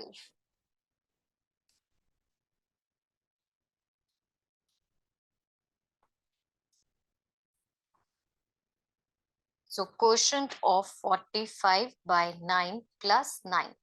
This is equal to 5 plus 9, which is 14. This is not the third term, so even the second option is incorrect. So we got two incorrect options. Let's check with the third one, that is 55, 5 and 11. So here is the third one, which is 55, 5 and 11. So quotient of 55 upon 5 plus the second term, which is 5. So this is 11. 11 plus 5 gives you 16. Incorrect again. The third term was 11. So this is also incorrect. That means C option is also incorrect. We have only option D left with us. Let's try that as well. So D is 105, 35 and 38. D option 105, 35 and 38. So quotient of 105 upon 35 plus second term, that is 35, they go at 3. So this gives you quotient of 105 by 35, that's 3 plus 35. This is equal to 38, which is your third term. So that means we got our answer, right? Option D is the correct answer to our question. Hope you're clear with this. Let's move to the next question. Question number 42. In a certain code language, cap'n is written as this, decoy is written as this. You have to find out how will the power be written in the same language, right? Again, the same, our favorite alphabetical place value table to be used over here. So I hope you have that table handy with you now. Alphabetical place value table, right? So according to that table, let's write down, here is CAPON, and the second one was PON. The second one is decoy, DECO and Y. right? So Cap'n has changed to E Y R M P, and decoy has been coded as F C E M A. Okay, so now you know the position of C is 3, A is at 1, P is at 16, O is at 15, and N is at 14. E is at 5, Y is at 25, and R is at 18, M is at 13, P at 16. D is at 4, E is at 5, 3, O is at 15, Y is at 25, F 6, C 3, E 5, M is 13, A is 1. Okay, so 3 to 5, you are adding a 2. 1 to 25, you're subtracting. You're moving in the backward direction, so subtracting 2. So 16 to 18 plus 2. Here is minus 2. Here is plus 2. Again over here, plus 2, minus 2, plus 2, minus 2, plus 2. Right. So that means we got our logic. The logic is plus 2, minus 2, plus 2, minus 2, and plus 2. Like the goes on. Sequences alternatively plus 2, minus 2, and all that. Okay. So now here is power. You have to find out how the power will be coded. So here is power. The P's position is 16. O is at, it's 15. W 24. E is at 5. And R is at 18. Right. So here it is plus 2, minus 2, plus 2, minus 2, and plus 2. So 16 plus 2 gives you 18, 15 minus 2 gives you 13, 24 plus 2 gives you 26, E 5 minus 2 gives you 3, 18 plus 2 gives you 20, right? 18 is the position of R, 13 M, 26 is over here. Sorry, the W's position is 23, not 24. Okay, so you have 25 over here, and here will be a Y. 3 position C, 20th position is held by T. So R, M, Y, C, T is the coded language for the word power, which is option B, right? So this option B is the correct answer to our question. Hope you are clear. Let's move to the next question. Question number 43. Select the correct combination of mathematical signs to replace the asterisk sign and to balance the given equation. So this is the equation, and you have to replace the asterisk sign with these operators, right? To find out actually what the equation, like which operators will satisfy this algebraic equation. Right, there is only one option, like you have to try all the options one by one. Let's start with the first option. So after replacing all these alphabetical operators, or sorry, all these mathematical operators in this algebraic equation, you will get 96 plus 6 minus 24 is equal to 49 divided by 25. You have to take care of the BODMAS rule. You know, we have done these type of questions before also. So very first thing to be solved is 49 divided by 25. This gives you 96 plus 6 minus 24 is equal to 1.96. Next is it for addition. This gives you 102 minus 24 is equal to 1.96. 102 minus 24 is equal to 78, which is of course not equal to 1.96. So that means this is an incorrect option. Let's check with option B. It says you 96 divided by 6 minus 24 is equal to 49 plus 25. So now, first of all, we'll go with the division. 96 divided by 6 gives you 16 minus 24 is equal to 49 plus 25. Next, you will add them. 16 minus 24 is equal to 74. Next, solving this, you get minus 8, which is of course not equal to 74. That means even the option B is incorrect. Let's go with option C now. So after filling in option C, you get 96 minus 6 plus 24 multiplied by 49 is equal to 25. First of all, you will multiply this. So you have 96 minus 6 plus 1176 is equal to 25. Next is the turn for addition. See over here, this is 96 plus and this is 1176. You will add both of them. You will get 2721. Minus 6 is equal to 25. After you will subtract both of them, you will get this is equal to 1266. This is of course not equal to 25. So even the option C is incorrect. Right. Let's move to the next option, then the last option. Let's check whether, of course, this will be the correct one, but still let's verify. So option D, after fill in all the operators, you get 96 multiplied by 6 divided by 24 is equal to 49 minus 25. First thing is the division. 6 divided by 24, it gives you 0.25. 40 is equal to 49 minus 25. Actually, this should be equal to 49 minus 25.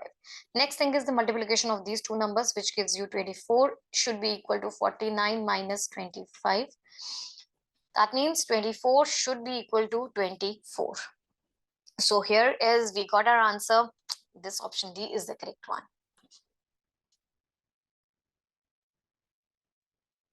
Hope you are clear with this. Then let's move to the next question. Question number 44. Select the correct combination of mathematical signs to sequentially replace the asterisk sign and balance the equation. Again, the same type of question. You know how to do it. Let's start. We'll start with filling in option A to the operators. Okay. So let's start with option A. Do take care that we have to follow the BODMAS rule. Okay.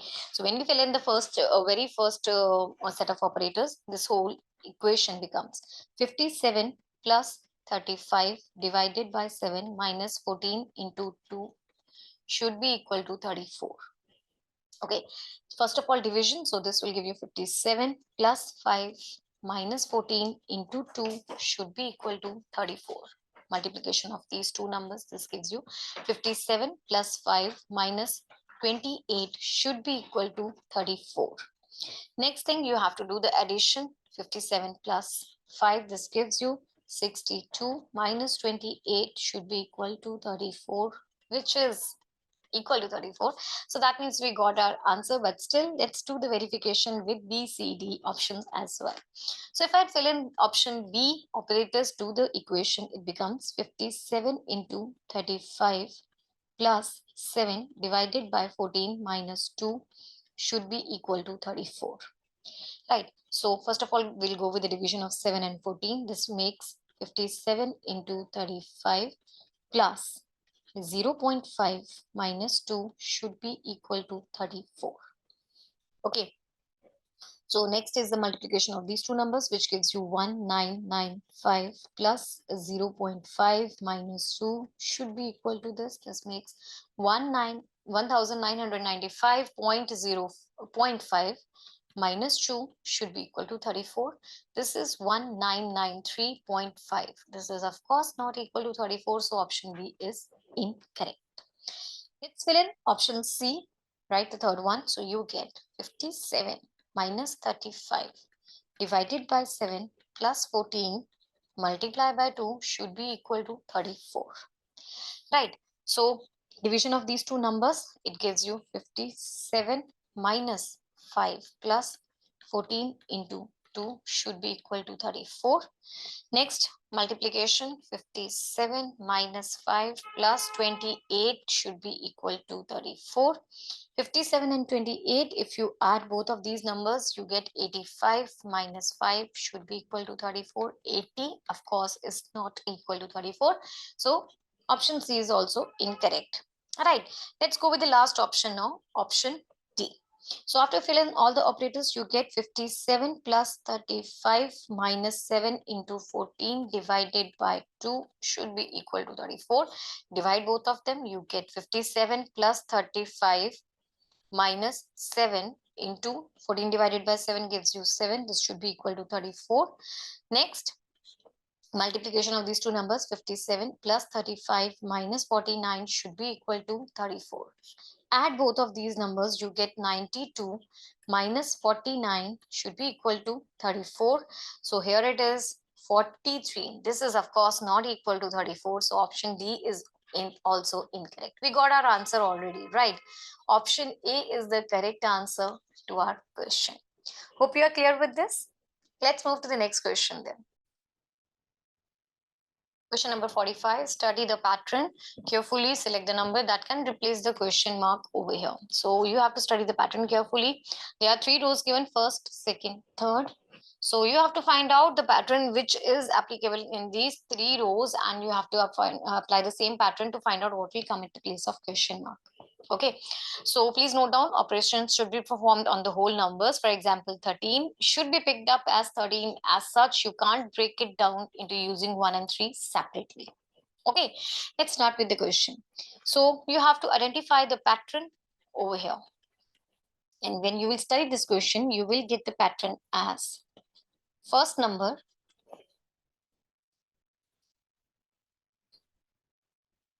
multiply by 7 minus 3 gives you second number. Then second number multiply by 3 plus 7 gives you third number. Okay, now let's apply the same logic in the given sets, right? First set. Let's go with the first set now. So in the first set, the numbers are 6, 39 and 124. Correct. So first number is 6. So that means applying the same logic, 6 into 7 minus 3, which is equal to 42 minus 3, that is equal to 39. It gives you the second number, right? So now the second number, which is 39, multiply by 3 plus 7. 39 multiplied by 3 gives you 117 plus 7, it is equal to 124. See, this is the third number, 124, right? So that means this is the correct logic. Let's try the third row as well. So here is the third row.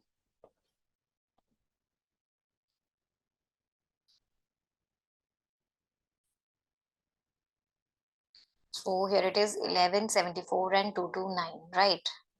11, 74 and 229. So applying the same logic, first number multiplied by 7 minus 3, which is equal to 77 minus 3 gives you the second number. Second number multiplied by 3 plus 7, this gives you third number. So this 74 into 3, this gives you 222 plus 7, this is equal to 229. So which is correct? That means the logic is correct. Let's move with the second row now. In the second row, what the numbers are? It's 853 and question mark. 853 and question mark. So following the same logic, first number into 7 minus 3, that is equal to 56 minus 3. This gives you the second number. So second number multiply by 3 plus 7 over here. So this is equal to 53 into 3. This is equal to 159 plus 7. This gives you 166. So this is your third number, which will come at the place of question mark, right? Let's check with the options. Option D is the correct answer to the question. Hope you are clear, right? Let's move to the next question, number 46. Same type of question again. Now you have to find out what will come at the place of question mark in the third row. So first row, second row, third row, they are having some logic. Same type of question, just we did like 45th question. Same question is this one. So again, you have to find out the pattern in this question. And the pattern is first number into second number into 5 gives you third number. Okay, so let's apply the same logic in the first row. In the first row, you had the numbers as, in the first row, the numbers were 3, 2 and 30. So first number into second number into 5. This is equal to 6 into 5, that is equal to 30, which is your third number. That means we are on the right track. Let's check with the second row as well. So here it is, first number. Okay, the second row is 7, 5 and 175, right? So here is the first number 7, second number is 5 into 5. So 7 into 5 into 5, that's 35 into 5. This gives you 175. That means we are on the right track. Okay, let's apply the same logic and check what will come at the place of question mark in the third one. So the third row, the numbers were 4, 6 and question mark, right? So that means first number into second number into 5, that is equal to 24 into 5, which is equal to 120. So this 120 will come at the place of question mark, and option C is the correct answer to our question. Hope you are clear with this. Then let's move to the next question. So question number 47. Select the option that is related to the fifth term. In the same way, the second term is related to the first term. So these two terms have some sort of relation, and the fourth term is related to the third term. And also same relationship exists between these two set of alphabets. You have to find out flavor will be related to which set of alphabets if you follow the same logic. Okay. So let's start over here. First of all, the given word, the very first one is denial, Denial, and it changes into Iandel.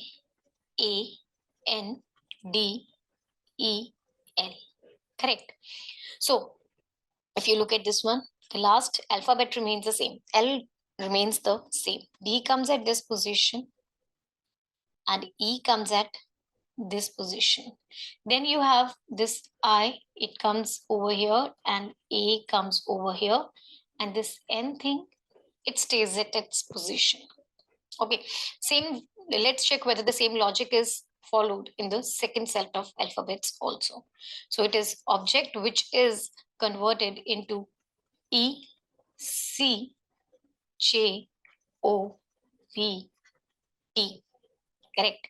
So again, the third and the last one, they do not change their positions. They remain at their positions. O is shifted here. B is shifted here. Sorry, not this J. E is shifted here and C is shifted here. So following the same logic, we will find out the set of alphabets or the cluster of alphabets which will follow flavor. Okay, so here is F, L, A, V, O, R. Correct. If I follow this one, then A and R will remain as such at their respective positions. They won't change. Correct. And this F will come below this V. So F will come over here and L will come over here. Right. Next one. V will come at this position.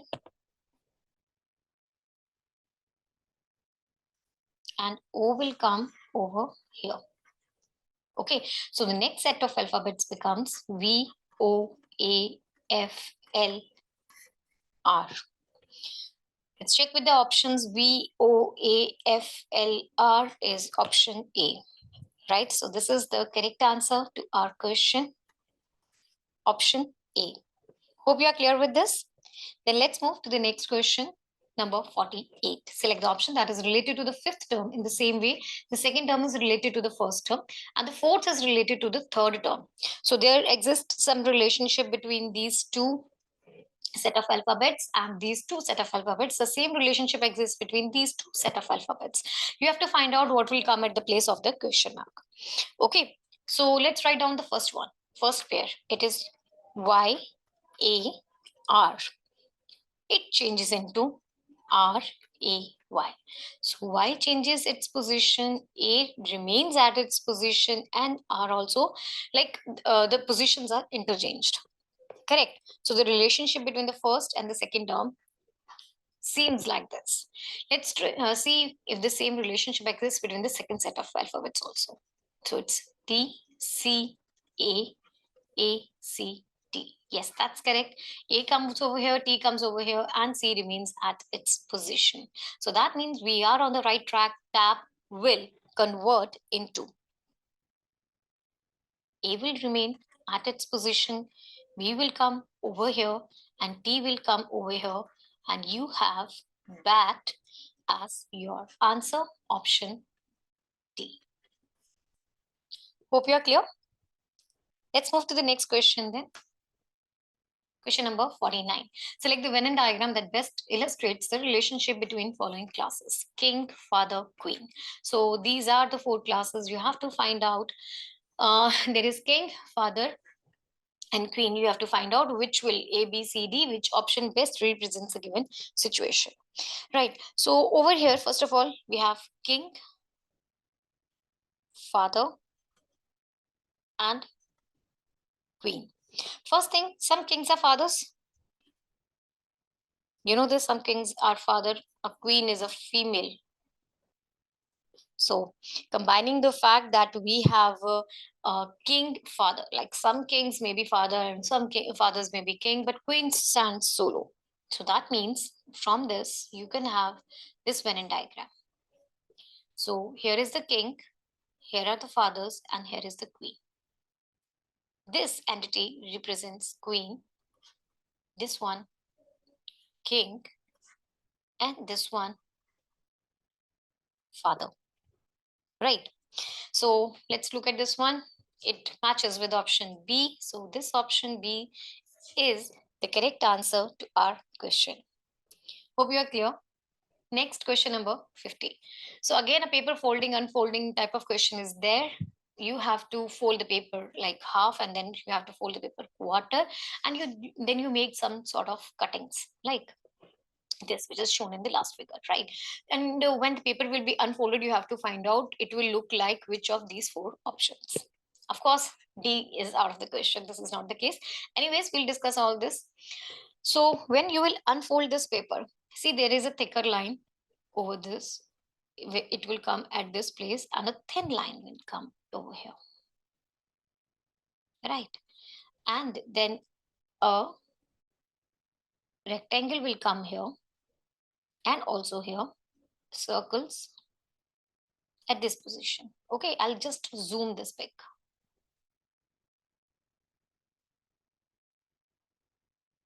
So now let's look at this one. This will be a broader one, right? And here is a thin rectangle, this one. Okay. Then you have this triangle over here, which you will unfold and get like this. And over here like this, a circle here or circle here. So similarly, a thick rectangle over here, a thick rectangle over here, and thin rectangle over here, a thin rectangle over here. Circle, circle, triangle over here, and a triangle, and of course, this is the line, circle, circle, triangle, and a triangle.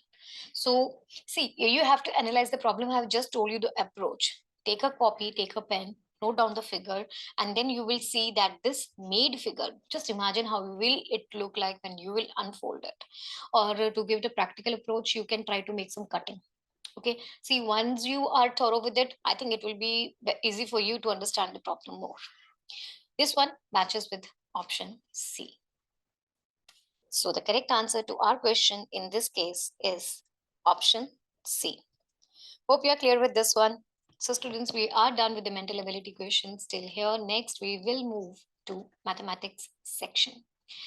I hope you are clear with all the mental ability questions. If you want to practice all these questions, then please visit our website www.examsnet.com. You can also download our app. The link is given in the description box. Next, let's move. Here is question number 51, which is the first question for mathematics.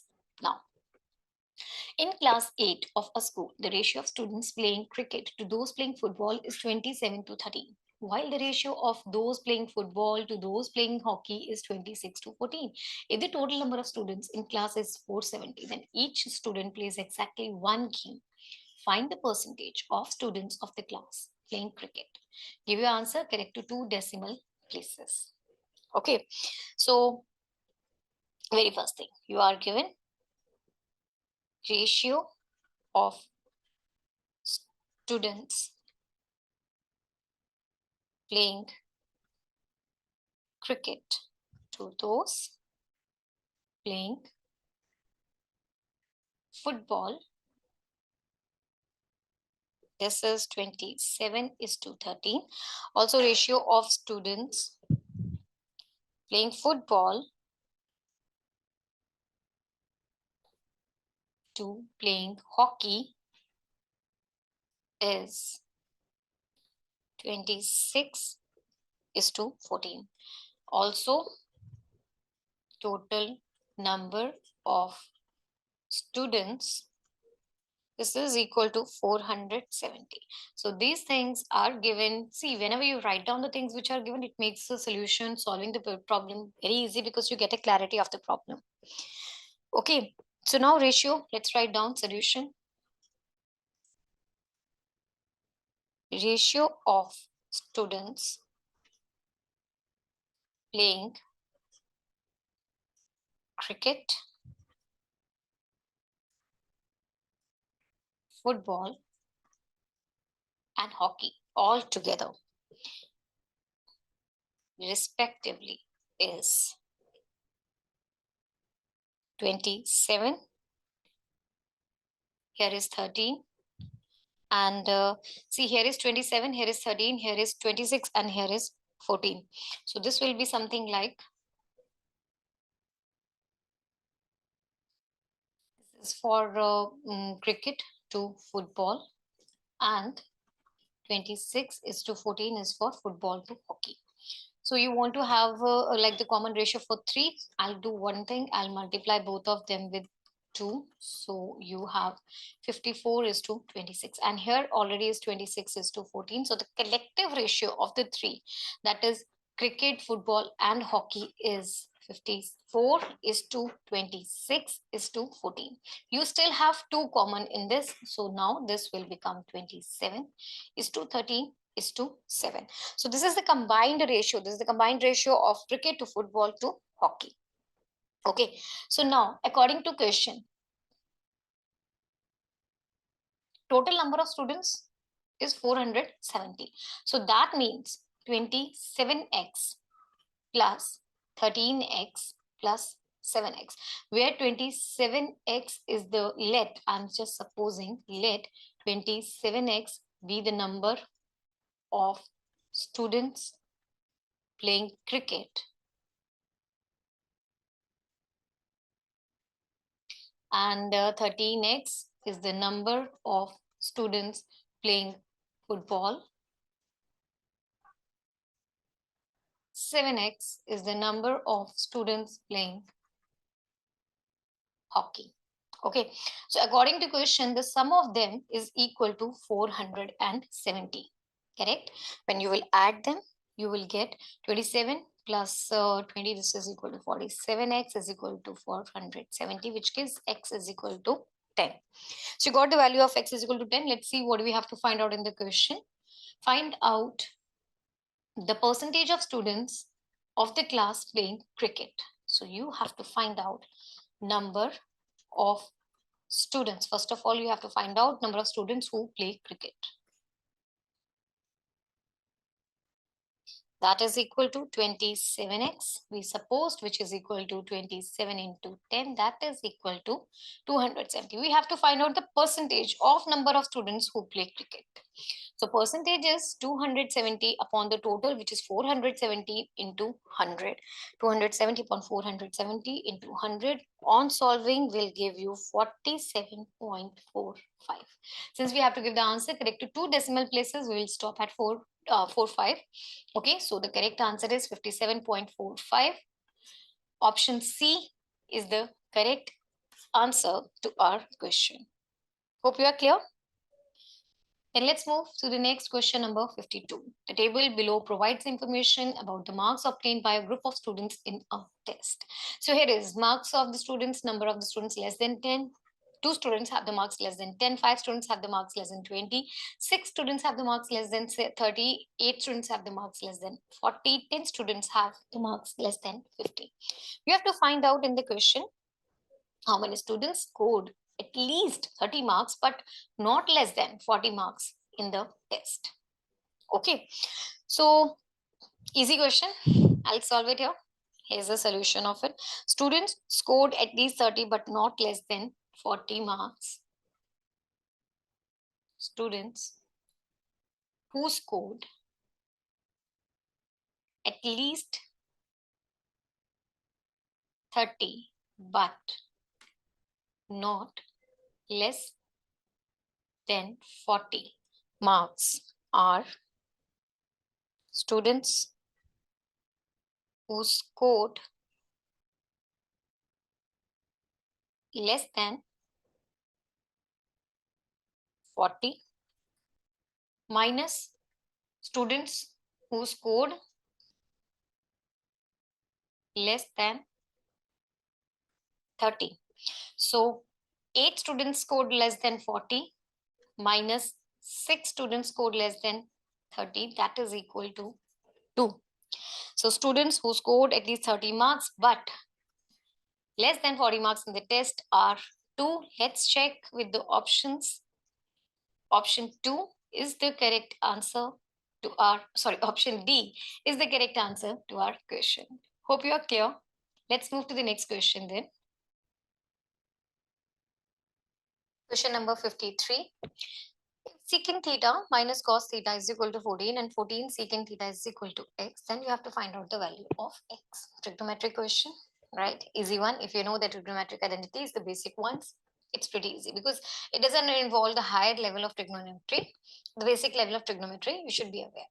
Okay, so you are given in this question that first thing, secant theta minus cos theta is equal to 14 and 14 secant theta is equal to x. So I think you are given most of the things. Concept. Two things we'll be using in this question. First is that secant theta is equal to 1 by cos theta.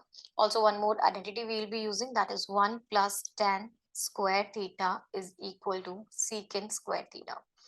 So these two things will be used in this question. Let's move with the solution. According to the question, secant theta minus cos theta is equal to 40. That means secant theta minus 1 upon secant theta is equal to 14, which gives you secant square theta minus 1 is equal to 14 secant theta, which is equal to x, right? So also, you know, from here, secant square theta minus 1 is equal to tan square theta. So this is equal to tan square theta, that is x. So x is equal to tan square theta, that is our value. Let's check. Option A stands to be the correct answer to the question. Hope you are clear with this. Let's move to the next question, number 54. If x plus 1 upon x is equal to minus 13, then the value of x raised to power 4 plus 1 upon x raised to power 4 is what? So,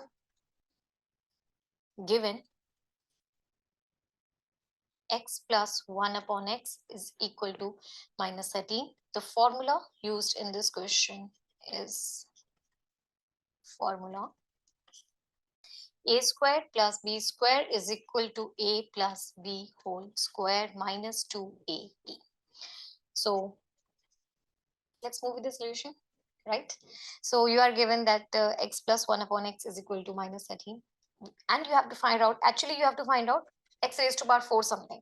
So we will start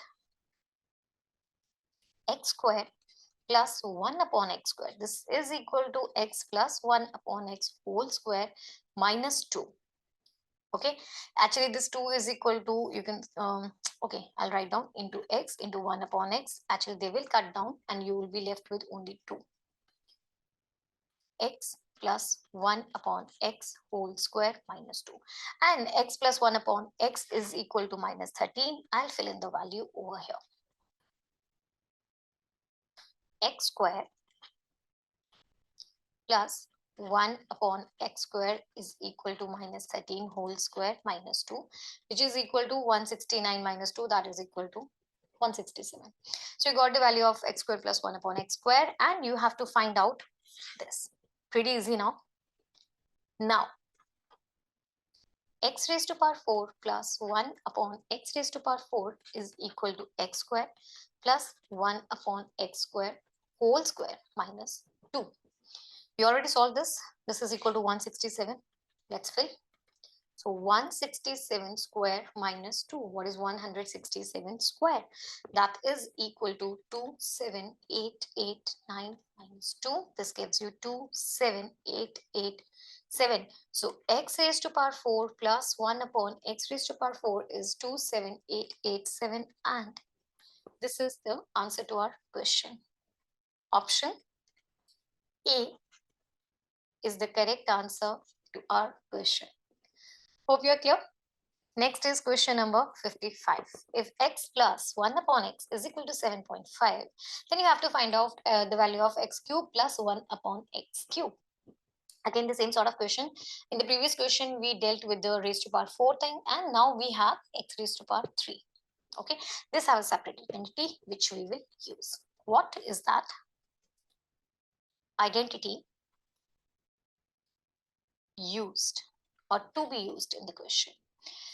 That is a cube plus b cube is equal to a plus b whole cube minus 3ab into a plus b. And let's move with the solution. You have to find out this. X cube plus 1 upon x cube is equal to x plus 1 upon x whole cube minus 3ab. So it is into x into 1 upon x into a plus b. Okay, this is what we have to find out. So let it be on the LHS only. X plus 1 upon x, that is equal to 7.5 cube minus 3. They will cut into x plus 1 upon x, again 7.5. So this is equal to 7.5 whole cube. On solving will give you 421.875 minus 3 into 7.5 gives you 22.5, which is equal to 399.37. So we got our answer. X cube plus 1 upon x cube is equal to 399.37. Let's check. Option A is the correct answer to our question. Right? Hope you are clear with this. Let's move to the next question then. Question number 56. The population of a city increases at the rate of 10% per annum. If the population of the city was 2 crore in 2018 and the population of the city in 2021 was. See, this is something very much similar to your compound interest thing, because the population always increases on the population of the previous year. Right, so this is the population questions always have to be solved with the same formula as the compound interest. Let's write down if I'm talking about in case of the compound interest. So basic population is 2 crores in 2018, right? So we are talking about 2021, then of course the time period will be equal to 2021 minus 2018. That is, we are talking about 3 years of time period. The rate of increase of population, it's given to you as 10%. Okay, so formula I already discussed with you. We'll be using the same formula as that of the compound interest. That is, amount is equal to principal 1 plus rate upon 100 raised to the power time. Let's go. We have everything with us. So that is amount, or you can say population in 2021 is equal to population in 2018, which was equal to 2 crores. So I'm just writing 2C over here. C represents 7 zeros, right? That is 4 crores. And 1 plus rate was 10 raised upon 100 raised to the power 3. So this is equal to 2C. This on solving will give you 11 upon 10 raised to the power 3. So 2C, this, okay, fine, let's split it up. This is 2, 3, 4, 5, 6, 7 into 11 into 11 into 11 upon 10 into 10 into 10. So they will cut, and you have this as into 1331, which is 11 into 11 into 11. On solving this, you get 26, 620, 0, 0, 0. This is the population in 2021. That is equal to 2.662 crores. Right, let's check with the options, which is the correct one. Option C is the correct answer to our question. Hope you are clear.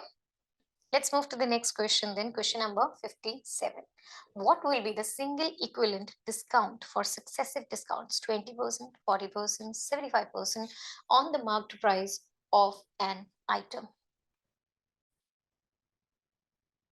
There are 4 options given. You have to find out the correct one. See, in this question, the problem involves a successive discounts. We have a special formula for this. Must remember these type of formulas, because if you are going to solve the problem without using these formulas in your paper, it's going to take a lot of time and you're already short of time. So better be hurry up and do remember such formulas. The successive discount formula,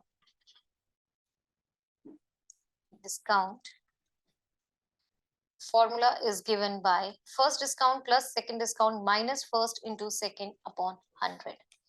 Okay, where X is your first discount and Y is your second discount.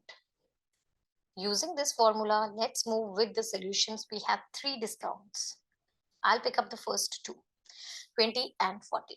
Okay, so first of all, let's write down successive discounts, 20%, 40% and 75%. Let's pick up first 2 discount. First, considering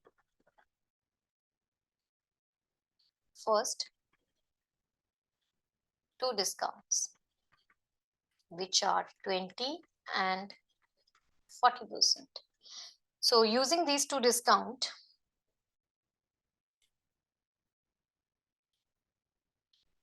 effective discount will be, that is first discount plus second discount minus first into second upon 100, which gives you like this is equal to 60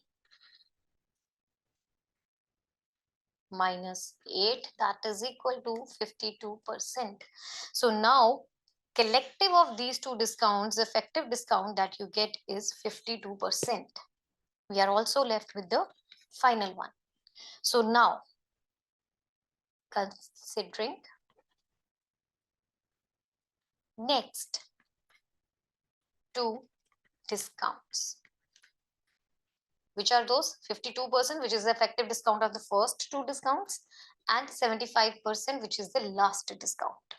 So this is the first, and now this will behave as the first and this will behave as the second discount. So net discount is first plus second minus first into second upon 100, which will give you 52 plus 75. This is equal to 127.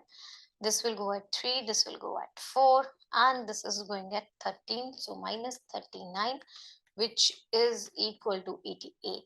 So the single equivalent discount of the 3 discounts is equal to 88%. This is the single equivalent discount, considering those 3 discounts, right? And here it is, option C stands to be the correct answer to our question. Hope you are clear. Let's move to the next question, number 58. So this is a problem which involves data handling. Study the given graph carefully and answer the question that follows. So this is the given graph, in which here it is saying, okay, let's study the graph first of all. These are the years which are given. Sales in crores. So these are the sales in crores of the three companies, I think. Yes, the companies 1, 2 and 3. These are the sales of the three companies 1, 2 and 3 for year 2015, 16, 17, 18 and so on. Okay, what do you have to find out in the question? It says in which of the following years, you have to find out the year, was the sale of the company 1 exactly half of the total sale of the company 2 and 3 together. So you have to try, right? Let's start. So given you are given the graph which is representing sale of the three C companies 1, 2 and 3. Let's move with the solution. According to the question, half of sum of sales of company 1 and sorry, not 1 and 2, it's 2 and 3.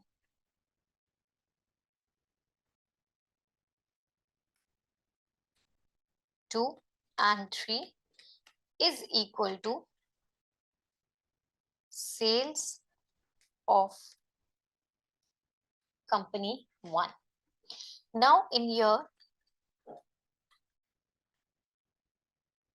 2015, let's consider this year, the sale for the company 2 and 3, that is equal to, this is equal to 50 plus 40. Yes, this is 50 and this is 40. 50 plus 40 upon 2, which is equal to 90 upon 2, which is equal to 45. This 45, this is not, because see, in year 25, the sale of company 1 is 30 crores and half of the sale of company 2 and 3, half of their sales come out to be 45. They are not equal. So 2015 is not the correct one. Okay, let's move with the next one, 2016. In year 2016, so the sale of the company 2, the sale of the company 2 is 40 and the sale of the company 3 is 60. So 40 plus 60 is upon 2, that is equal to 100 upon 2, which is equal to 50. So the half of the sale of company 2 and 3 for the year 2016 is 50 crores. And the sale of company A in 16 is 50 crores also. They are same. So that is it. We got our answer, which is exactly same. 2016. In 2016, the company 1 sale is exactly the half of the total sale of companies 2 and 3 together. That is our answer. Option C, 2016 is the correct answer to our question. Hope you are clear with this question. Then let's move to the next question, number 59. In a company, there are only two types of employees, workers and officers. 35% of the employees are officers and the average monthly salary of the officer is 39,000 rupees more than the combined average salary then the combined average monthly salary of an employee. What is the difference between the average monthly salaries of an officer and the worker? Okay, first of all, we'll write down things that are given. You are given average monthly salary, average monthly salary of an officer is rupees 39,000 more than average monthly salary of an employee. Okay, and 35% of employees are officers. That means 65, this means, okay, 65 of the employees are workers. Correct?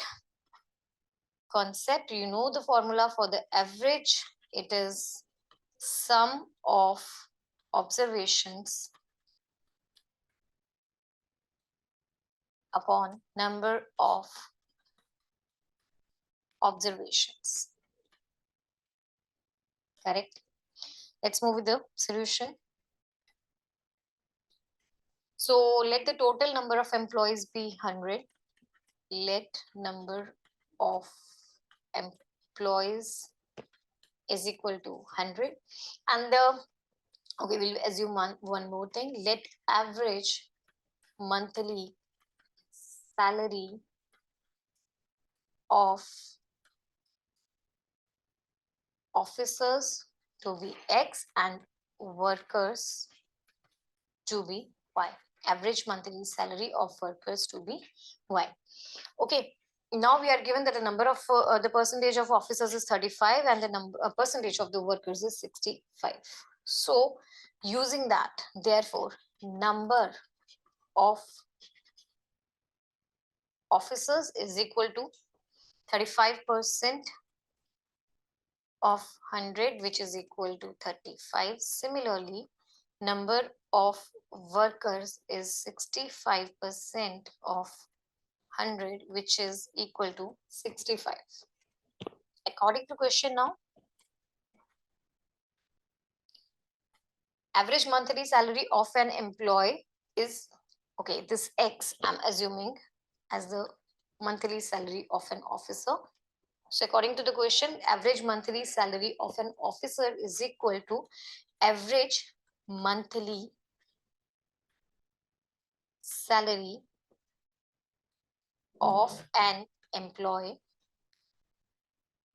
plus 39,000. So that means this X is equal to 35X plus 65Y upon 100 plus 39,000. So we'll do the cross multiplication. We'll have 100X is equal to 35X plus 65Y. This X is got to be small over here, plus 39, like here will be two more zeros. Okay, yeah, two more zeros will be there. So I'll take this on the left hand side. You have 100x minus 35x minus 65y is equal to 390000. So this gives you 65x minus 65y is equal to 390000. So 65x minus y is equal to 39, 5 times 0, which gives you x minus y is equal to this divided by 65, which gives you 60,000 rupees. This is what you have to find out. You have to find out the difference between the average monthly salary of an officer and the worker. And it came out to be 60,000 rupees, which is option D. So you got your answer.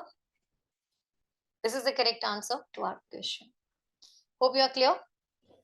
Let's move to the next question, number 60. So here is an algebraic expression which involves fractions. This is pretty simple. Actually, the thing which might look after you is fractions are involved. So no need to worry. We'll solve this. Only thing that you have to keep in mind is your BODMAS rule, that is brackets of division, multiplication, addition, and subtraction. This is the order in which the operators will be solved. Okay. So let's write down first of all this expression. It's 7.5, so I'll write it as improper fraction, 15 by 2 divided by 5 by 4 minus half 5 by 2 minus 1 by 4 minus 1 by 6. Okay, the brackets, I have to change this. This is curly bracket over here and this is a square bracket over here. So this bracket will be, round bracket will be closed, and then a curly bracket will be closed, then a square bracket will be closed. This whole is divided by half of 25 upon 3. I hope you are clear till here. Okay, so very first thing, brackets will be solved. So very first bracket is this. So you have to go for solving 5 by 4, 5 by 2 minus 1 by 4 minus 1 by 6. Since the both have the same sign, so they will be added. So you have 15 by 2 divided by 5 by 4 minus 1 by 2, 5 by 2 minus 1 by 4 minus 1 by 6. This gives you minus 1 by 12. This whole is divided by half of means multiply only, so I'll write down multiply 25 upon 3. Next thing, again we will solving this bracket. So you have 15 by 2 divided by 5 by 4 minus half. 5 by 2 minus 1 by 12. This gives you 29 upon 12. This whole is divided by, you will do this, we'll solve this bracket as well. So you will have 25 upon 6. So next, I'll go with this one. Half into 29 by 12. This is equal to 15 by 2 divided by 5 by 4 minus 29 upon 24. Curly brackets close. Square 25 upon 6. So now the turn for this curly brackets to get solved. 15 by 2 divided by 5 by 4 minus 29 by 24. This gives you, on solving, 1 by 24. Okay, so this is the curly brackets and this is the curly brackets, and this one gets closed, divided by 25 upon 6. Right.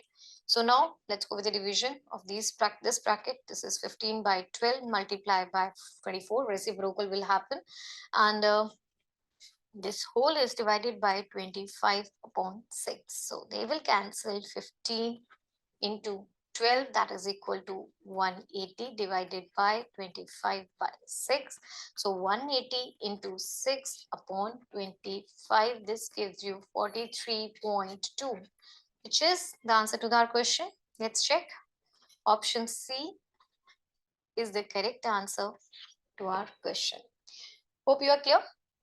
Let's move to the next question, number 61. If in a family, consumption of sugar is 6 kg for 24 days, then what is the consumption of sugar for 18 days? See, this is a proportion question, right? Inverse, you have to, first of all, you have to identify which type of question is this, whether this is a direct proportion question or this is an indirect proportion question. See, if 20 family consumption of sugar is 6 kg for 24 days, 24 days, not kg, 24 days, they consume 6 kg of sugar. Then for 18 days, how much sugar will they consume, right? So this is a direct proportion question. That means the more is the number of days, more is the sugar consumption. So now this becomes pretty easy to understand. Let's move with the solution. Consumption of sugar for 24 days is equal to 6 kg. Then the consumption of sugar for 1 day is equal to 6 upon 24. That is equal to 1 by 4 of kg. So you have to find out for 18 days. Let's go. Consumption of sugar for 18 days is equal to 1 by 4 into 18. That is equal to 4.5 kg. So the correct answer to our question over here is option D. Hope you are clear. Then let's move to the next question, number 62. A pond is 50 meters long, 35 meters wide, 2.5 meters deep. You have to find the capacity of the pond. That means nothing you have to find out. You have to find out the volume, right? And the volume of the pond is actually in the shape of the cuboid. So volume of the cuboid is nothing but length into breadth into height. This is a formula to be used in our question. Okay, what we are given, this is the length, this is the breadth, and this is the height of the cuboid or of the pond. So pretty easy question. It will take hardly like 1 or 2 minutes to solve. All you need to do is the calculations. So volume is equal to length into breadth into height. Length we just said it's 50, breadth is 35, and height is 2.5. You'll multiply all of them. You will get 4375 meter cube as the capacity of the pond, and it is option B. So correct option is option B, and this is the answer to our question. Hope you are clear. 16 men can paint 15 walls in 45 days. In how many days can 20 men paint 20 walls? So you are given that first thing. 16 men, 15 walls. They can paint this in 45 days. Okay. So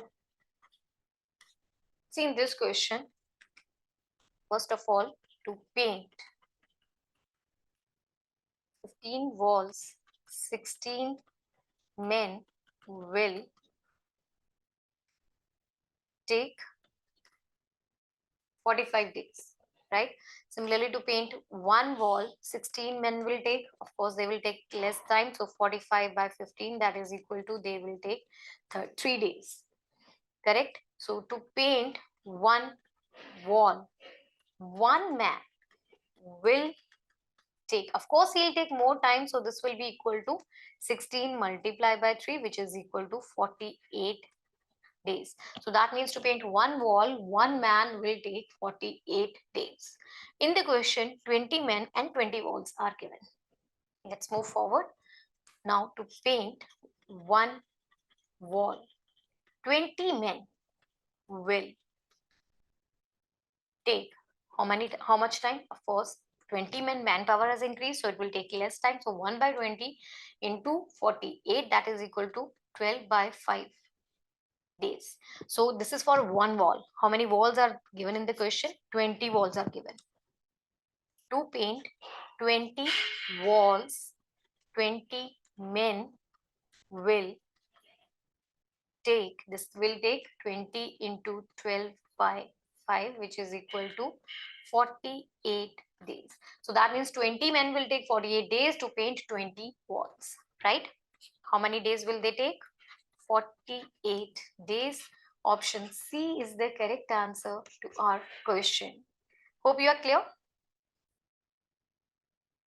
And let's move to the next question, number 64. It says the cost price of an article is rupees 6,450. If it is sold at a profit of 16%, how much would be its selling price?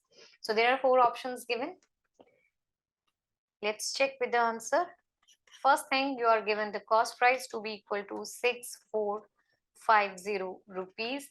The profit is 16%. Concept to be used in this question is that selling price is equal to 100 plus profit percent upon 100 into the cost price. Let's move with the solution of the problem. It says selling price is equal to 100 plus profit percent, that's 16 upon 100 into cost price, that is 6,450. So nothing to worry about, you just have to fill in the values. That is 116 upon 100 into 6,450, that is equal to 58 into 129, which will give you 7.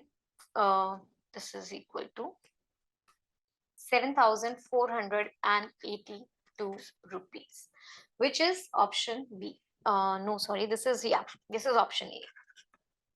So this option A stands to be the correct answer to the problem. Hope you are clear with this. Then let's move to the next question, number 65. So here's a big question in your bucket. In a panchayat election, 3 candidates were there in the fray. The lost candidates got an equal number of votes, and the winning candidate got as many votes as the rest of the 2 candidates got collectively. If the votes polled were 1,500, find the number of votes that the winning candidate got. Assume all votes polled were valid. Okay, easy question this is. So you are given that there are 3 teams. Here is the winner and there are 2 losers, right?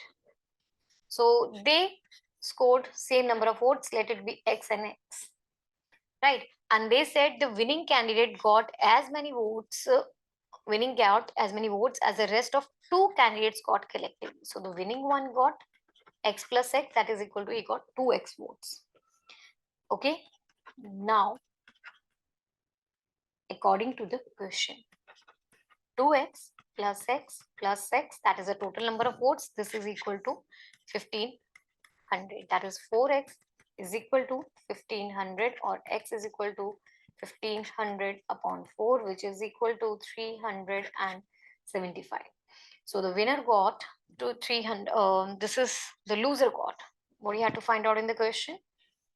The number of watts the winning candidate got. So winner got 2x, that is equal to 2 into 375, which is equal to 750 votes. Let's check. Option A is the correct answer to our question. Hope you are clear.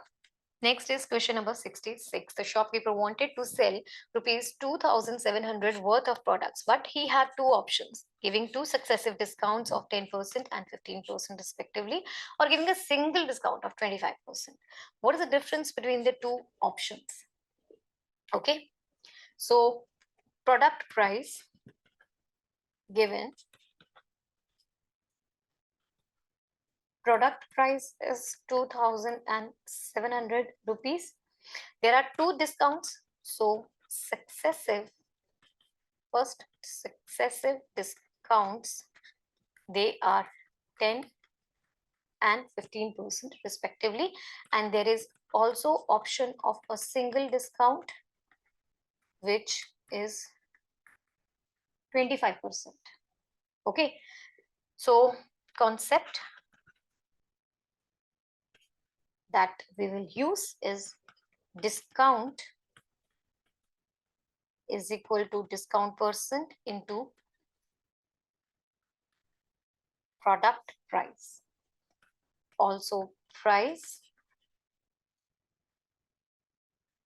after discount is product price minus the discount. So for the two successive discounts, we have to calculate first of all the net discount. Let's move. So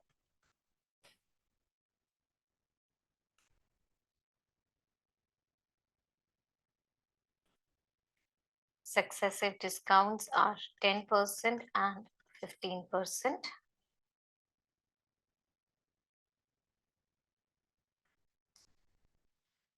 Right? So net discount is first discount plus second discount. We know this formula we discussed in the previous question. I'll just write down the formula once again for you. So this is 10 into 15 upon 100, right? I'll write down the formula for net discount in case you have the successive discounts. This is equal to first discount plus second discount minus first into second upon 100. Please note down this formula. We use the same formula in the previous question, so you can refer that one also. So solving this, you have 25 minus, they will cancel at 3 by 2, 1.5, that is 23.5%. So this is the net discount after the two successive discounts. Okay, so here in this question, the product price is equal to, or you can say price after discount, not the product price. It is price after the discount.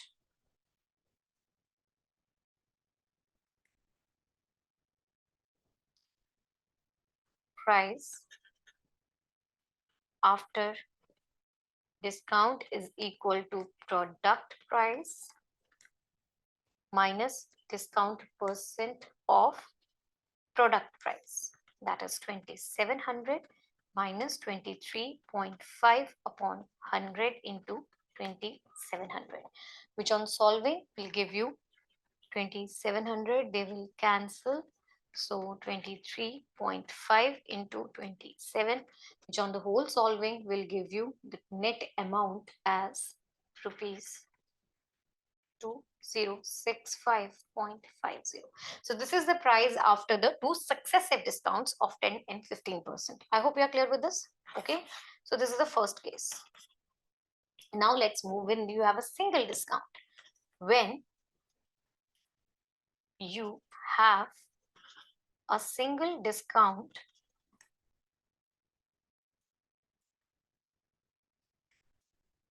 of 25%, right? So then price after discount, this will be equal to 2700 minus 25% of 2700. So 2700 minus 25% of 2700. This will cancel at 4, and on the further simplification, this will cancel at 675. 2700 minus 675 will give you rupees 2025. Okay, so this is the price after the single discount of 25%, and this is the price after two successive discounts of 10 and 15%. You have to find out the difference. What do you have to find out? Difference between the two options. So let's write down difference between prices after discounts will be rupees 2065.50 minus rupees 2025.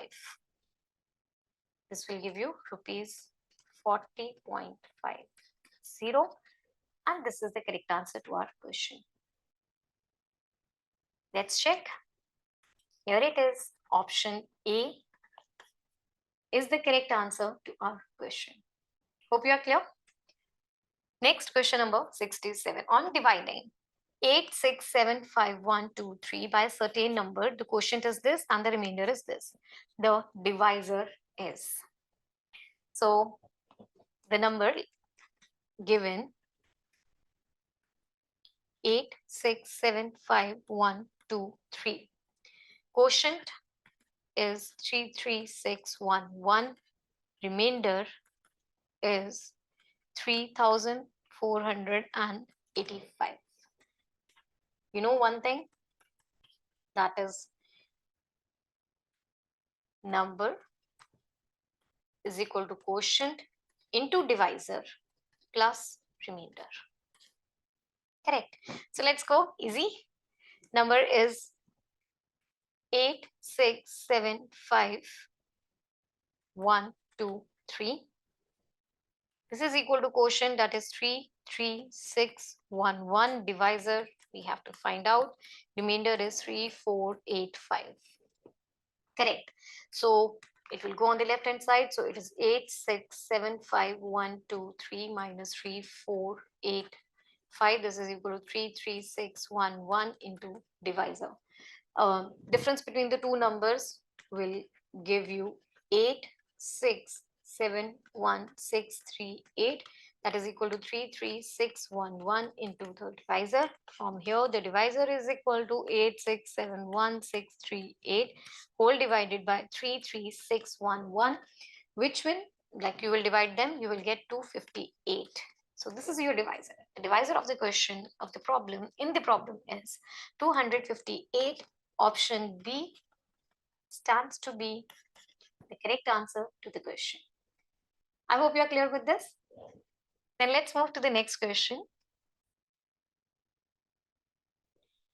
Question number 68. RA and RB are two tangents from a common point R outside the circle.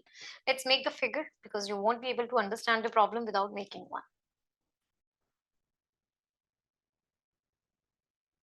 Here's the circle. So this is the center of the circle. I'm marking this one as O.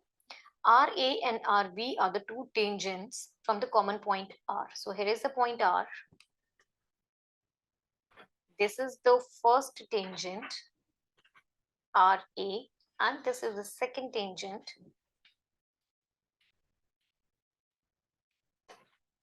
RB. So the center of the circle is O, which is having a radius of 6. So let's make the radius also. This is 6. This is 6. If ARB, that is this angle, is equal to 70 degree, you have to find out the measure of angle AOB. So this is the angle that you have to find out. You have to find X. Okay. First, what things are given? radius 6 centimeter, angle ARB is 70 degree. Concept. First of all, sum of all the angles of a quadrilateral is equal to 360.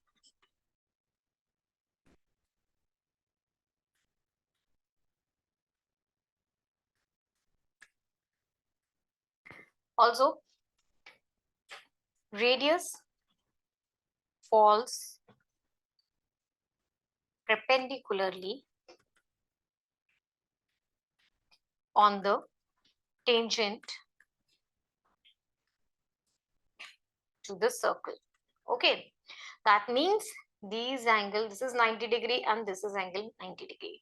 Angle OAR and angle OBR both are equal to 90 degree. Okay, so now we are all set. Let's move with the solution.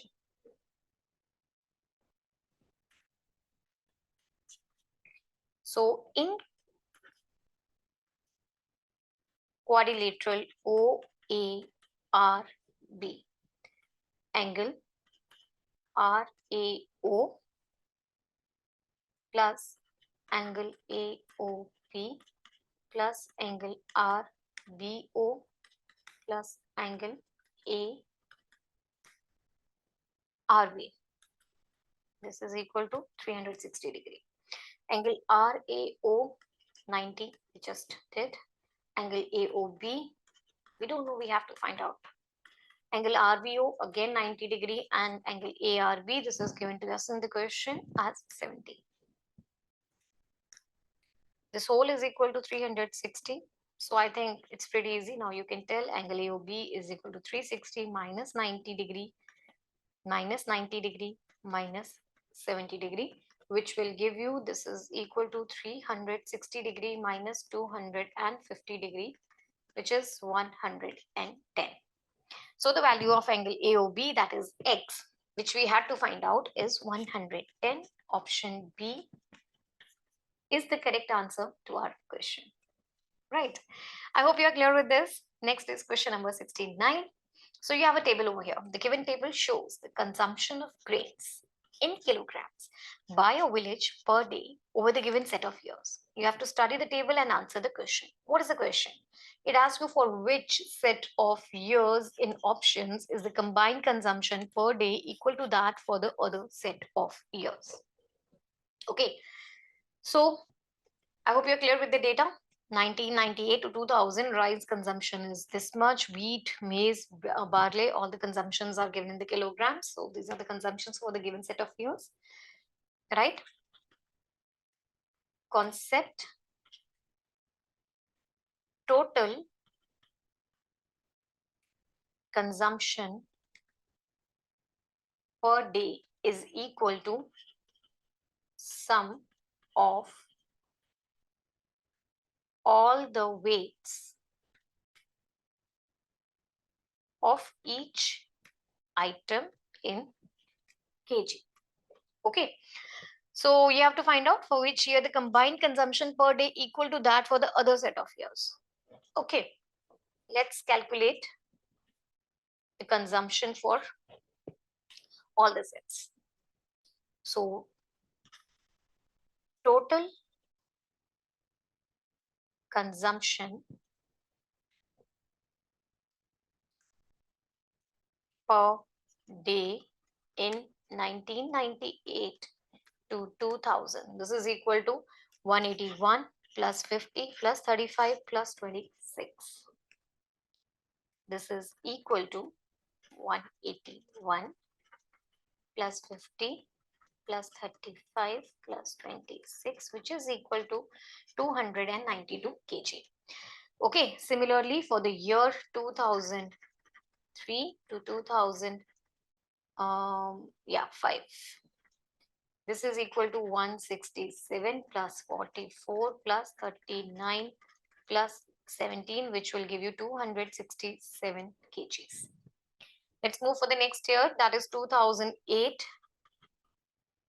to 2010. This is equal to 169 plus 38 plus 49 plus 25, which will give you a total of 281 kgs.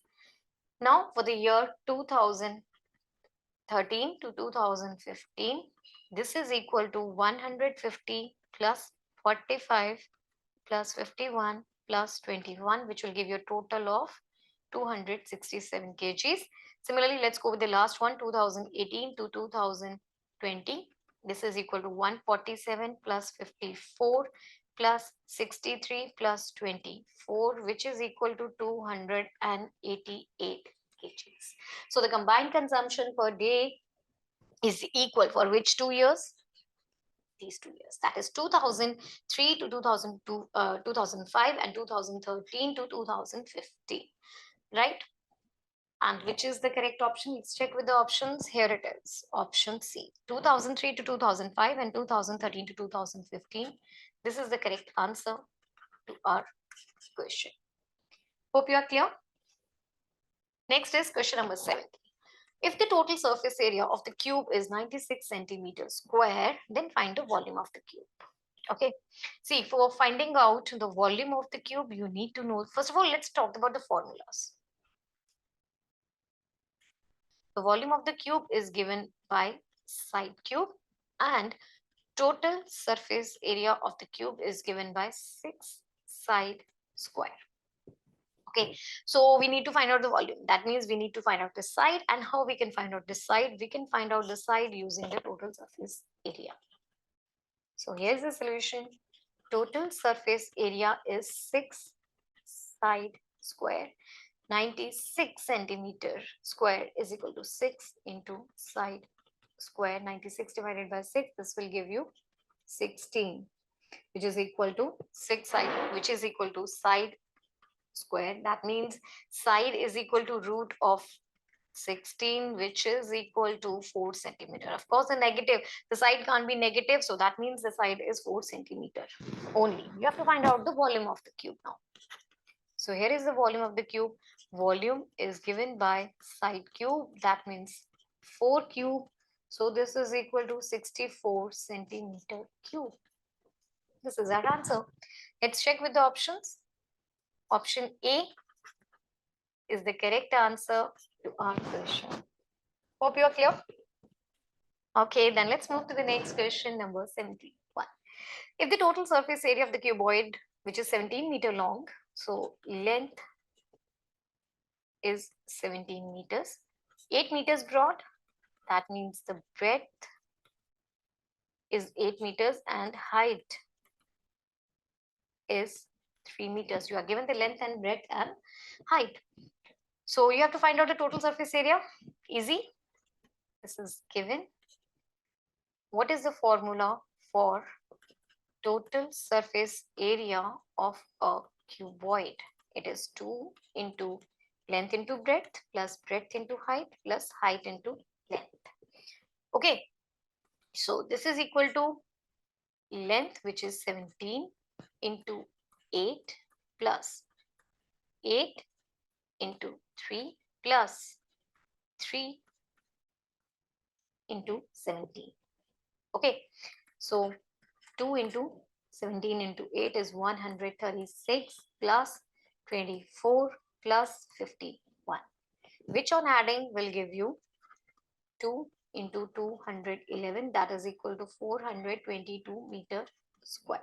So the total surface area of the cuboid is 422 meters square. Option D is the correct answer to our question. Hope you are clear. Then let's move to the next question, number 72. If worker's average income for the week is 180 rupees, he earned 115, 212, 170, 165, 185, 225 from Monday to Saturday. Find his Sunday's income. So this is pretty easy one. You know, there are 7 days in the week. Okay, so you are given Monday, Tuesday, Wednesday, Thursday, Friday, and Saturday. Then you have the Sunday. So the incomes are given, like on Monday, he earned 115 rupees, Tuesday 212, 170, 165, 185 to 25, you have to find out how much did he earn on Sunday, right? The average income is 180. So this is given income. Okay, formula.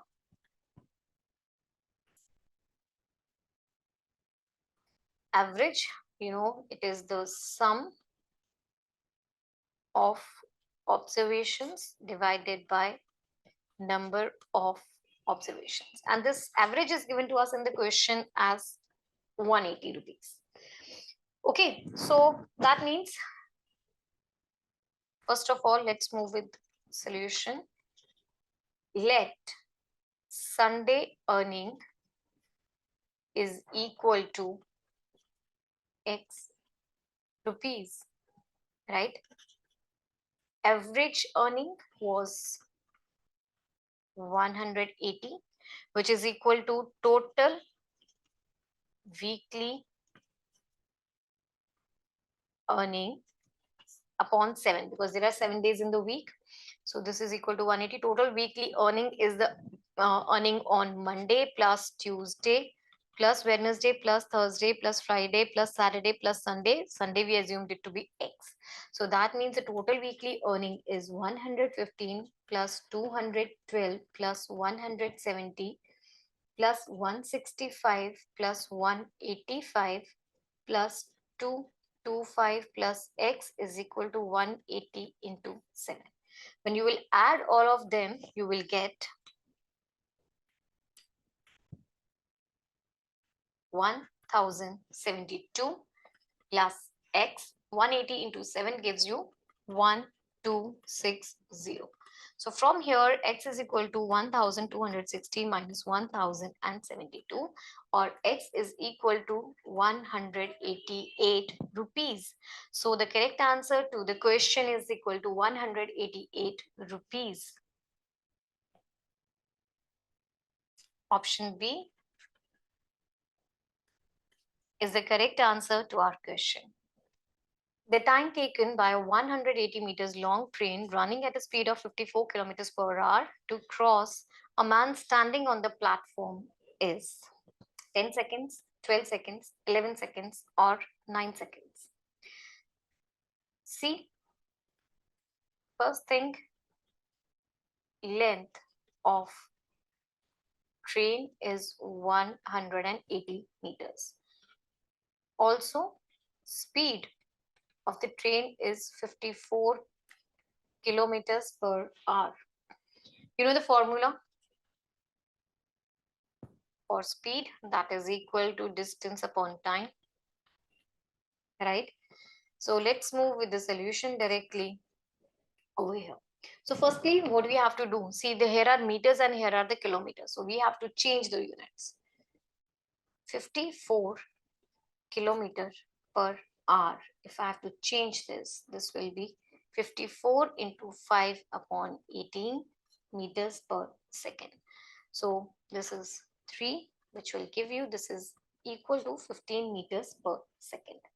Okay, so now you have the speed, you have the length. Let's find out the time. Time, also distance upon speed. Distance was equal to 180 and the speed was 15. If 180 divided by 16 is 12. So the time taken to cross that man is 12 seconds. Option B is the correct answer to the question. Hope you are clear with this. Then let's move to the next question. Question number 74. If 49 liters of milk solution has 63% milk in it, then how much milk should be added to make the concentration of the milk 70% in the solution? So there is 49 liters of milk which already has a concentration of 63%. You have to make the concentration as 70%. It's asking you how much milk should be added in that. Okay, so first thing, amount of milk solution is equal to 49 liters. Then percentage of milk in solution is equal to 63% required concentration of milk in the solution, it is 70%, right? So now this is what is given, and the concept. This is what is given to us in the question. The concept is percentage composition is equal to percentage into solution. Okay, so let's move with the solution of the problem now. First of all, liters of milk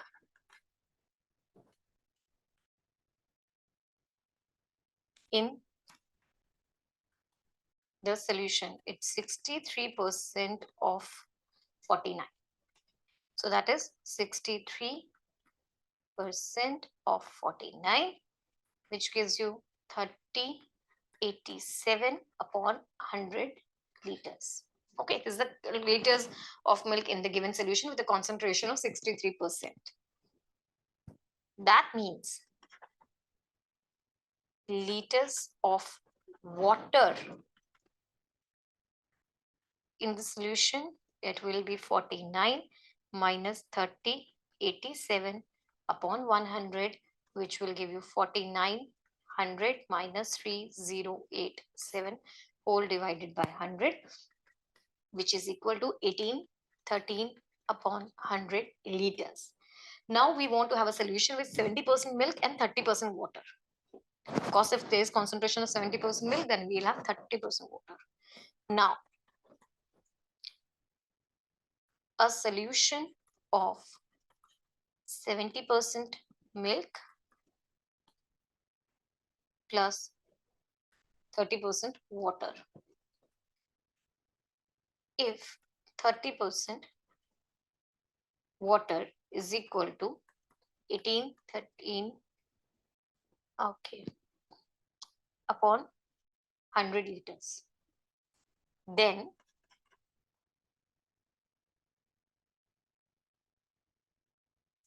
one percent water contains 1813 upon 100 into 30, that is equal to 1813 upon 3000 liters. Then 70% of milk,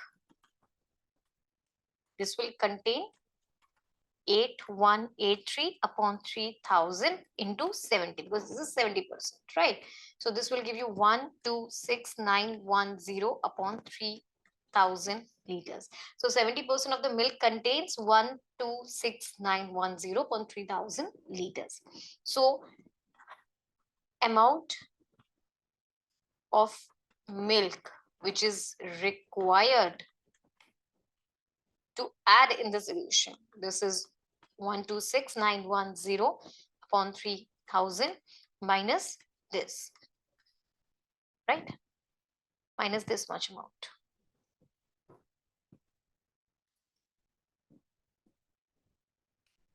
So on solving both of them, you will get 12690 minus 92610 whole divided by 3000. So on solving this, you have 34300 upon 3000, which is equal to 1113 upon 30 liters. Okay, so that means the amount of milk which is required to add is 1113 upon 30 liters. Let's understand the problem once again, the whole thing. So there was a milk solution which is 49 liters. The concentration of the milk in that was 63. We have to make the concentration 70%, right? So there is, see, if I'm talking liters of milk is 3087 by 100 in that solution, because 63% is milk, 63 is equal to 3087 by 100 liters. Liters of that means water, of course, that will get by the subtraction of the two, which came out to be 1813 upon 100. So now we want a solution which there is 70% milk and 30% water. So If we have the 30% water, see this is the water amount, so that means 30% water is equal to 1813 by 100. 1% will be equal to, divided by 30, it will be this divided by 30, it will come out to be 1013 upon 3000 liters. Then 70% of the milk will contain, of course this is 1%, 70% will contain, you will have to multiply with 70 and you get this one. That means the amount of milk required to add is the 70% of the milk, which is, and the 63% which was initially there. So the difference between two is the required amount of milk which is required to add to make the concentration equal to 70%. Okay, I hope you're clear with this. And let's check with the options. Here it is, option A is the correct answer to our question. I hope you're clear, right? Then let's move to the last question for the mathematics for this paper. It says if x plus y plus z is equal to 0, then find the value of x cube plus y cube plus z cube minus 3xyz. This is a pretty easy question. You need to be aware of one identity. Okay, let's write down x plus y plus z is 0. Also, the identity to be used in this question is a cube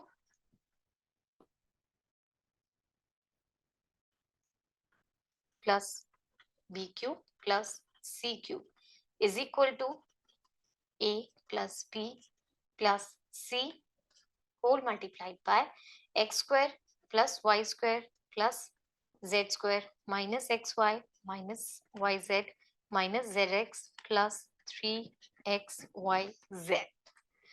Okay, so we are done, almost there. Let's move with the solution.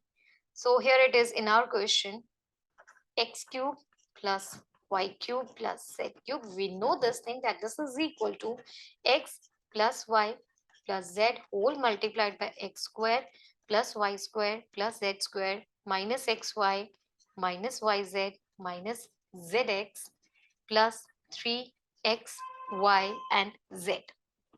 Okay, you're given in the question that this is equal to 0. So simply put the value, this is equal to 0 into x square plus y square plus z square minus xy minus yz minus zx plus 3xyz. This is equal to x cube plus y cube plus z cube. This whole term will become 0 now, right? Because the multiplication by 0. So you have x cube plus y cube plus z cube is equal to 0 plus 3xyz, that is x cube plus y cube plus z cube minus 3xyz. This is equal to 0. So you have to find out the value of this expression, right? This is equal to 0. Option D is the correct answer to our question. Hope you are clear. Then let's move to the next question. We are done with all the questions of mathematics. Now we will be heading on to our GK questions. But before moving, students, please practice, because the more you practice, the more you are perfect. Okay, do visit our website www.examsnet.com to practice all these questions, and there you will find a number of other entrance exam question papers. Also, you can download our app. The link is given in the description box. So let's move to the next question, number 76. This is the first GK question. Who among the following personalities has written national song Vande Mataram? Is it Sarojini Naidu, Bankim Chandra Chattopadhyay, Rabindranath Tagore, or Sri Aurobindo? Which is the correct answer? Yes, I hope you know answer, and this is pretty easy question also. Option B, Bankim Chandra Chattopadhyay. On 24th January 1950, the Constituent Assembly of India adopted Vande Mataram as the national song. It played a vital role in the Indian independence movement. First sung in a political context by Rabindranath Tagore, it was sung by Rabindranath Tagore at 1896 session of INC, that is Indian National Congress. It became a popular marching song for the political activism and Indian freedom movement in 1905. Bankim Chandra Chattopadhyay is the correct answer for our question. So option B is the correct answer. Let's move to the next question number 77. Identify the element that helps to trap light energy that is essential for photosynthesis. Is it option A, crystal, option B, amylopid plasts, carotenoid, or vacuoles? Which is the correct answer to the question? Well, the correct answer to the question is option C, that is carotenoid. Carotenoid are a class of more than 750 naturally occurring pigments which are synthesized by plants, algae, and bacteria. These richly colored molecules are sources of yellow, orange, and red colors of many pigments. Fruits and vegetables provide most of the 40 to 50 carotenoids found in human diets.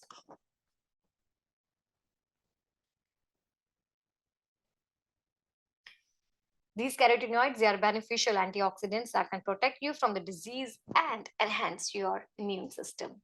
Provitamin A carotenoids can be converted into vitamin A, which is essential for the growth, immune system function, and eye health. So the correct answer is option C. Hope you are clear with this. Then let's move to the next question. Question number 78. Which of the following novels is not written by Amitwa Ghosh? Is it The Circle of Reason, A Suitable Boy, Sea of Poppies, or The Shadow Lines? What do you think is the answer? Well, yes, the answer to the question is option B, A Suitable Boy. A Suitable Boy is a novel which is written by Vikram Seth and which is published in 1993. This is a 1,349 pages novel, the English language book. This is one of the longest novels published in a single volume. The average reader will read it about in 24 hours and 48 minutes. So, A Suitable Boy, this book, if we talk about it, it's set against India's newfound independence. And although the plot, including Lata and the other three families, and it's not based on one true story. A Suitable Boy remains must read. And this is the book which is actually not written by Amitwa Ghosh. So it is our answer, option B. I hope you are clear with this. Next is question number 79. This question says the foreign exchange reserves in India crossed the landmark of dash in June 2021. Is it US dollar 900 trillion, 600 trillion, 600 billion, or 900 billion? What is the correct answer? Well, in June 2021, India crossed 600 billion USD, that is US dollar mark, for the first time. India has large foreign exchange reserves, holding of cash, bank deposits, bonds, and other financial assets denominated in currencies other than India's national currency, the Indian rupee. The reserves are managed by Reserve Bank of India, that is RBI for the Indian government, and the main component is foreign currency assets. So option C is the correct answer to our question. Students, I would again recommend you then please visit our website. There you will find a very detailed explanation along with pictures and many more things on our website. So I hope you are clear. Next is question number 80. It says, Reni village in Garhwal was known for what environmental movement in 1970? Is it Save Silent Valley movement, Chipko movement, Jangal Bachao Andolan, or Apiko movement? Well, the answer to this question is option B, the Chipko movement. Yes. The Chipko development began in the mid 1970 in Garhwal Himalayas of Uttarakhand. Himalayas of Uttarakhand, which was then UP. The milestone occasion occurred on 26 March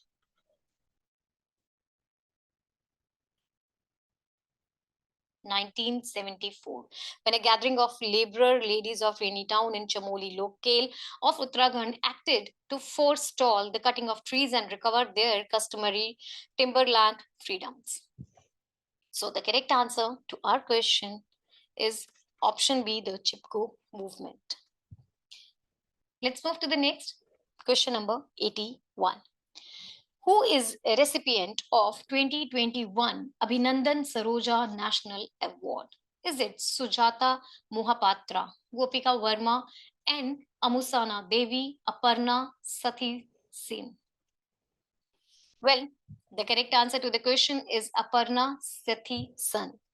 Aparna Sathi Sen, a renowned Kuchipudi or Bharatnatyam dancer. She is a choreographer and teacher. She is well known globally for her ability to use creativity in presenting innovative ideas through multiple classical dance forms in India. She was awarded Abhinandan Saroja National Award for her contribution to classical dance in November 2021. So option D is the correct answer to our question. Hope you are clear with this. Next is question number 82. Under the electron microscope, which cell organelle is visible as either clusters or single small dots that float freely in the cytoplasm? Is it Golgi apparatus, ribosomes, vesicles, or peroximos? So, any idea? Option B, ribosomes, is the correct answer to our question. Ribosomes are the cellular structures which are actually responsible for protein synthesis within the cell. Polyribosomes are clusters of ribosomes that may sit on an mRNA and make proteins, and each making a strand of polypeptides. These clusters, they are called polyribosomes. When they are free in the cytoplasm, they are called free polyribosomes. Ribosomes are actually, they are also known as the protein factories of the cell because they help in the synthesis of the proteins. Ribosomes link amino acids together to form polypeptide chains, which are further modified before becoming functional proteins. So option B is the correct answer to our question, that is ribosomes. Next is question number 83. It's asking you the equipment bowled is used in which sport? Is it used in swimming or mountaineering or cycling or the motor parts? See, the bowls, of course, they are used for the mountaineering. They are used in sports climbing as a backup in case anybody has a fall.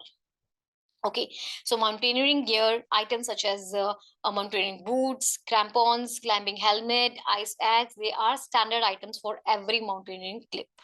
Okay, so these bolts, they are used in mountaineering sport. Option B is the correct answer to our question. Because in swimming, no need of bolt is there, whereas in cycling, the bolts, they are not the heavy equipments. Motorsports also. The correct answer in this question is option B. Next is question number 84. Who among the following is the first ever Grammy Award winner from India? Is it Pandit Hari Prasad Chaurasia, Pandit Ravi Shankar, Ustad Zakir Hussain, or Pandit Shiv Prakash Sharma?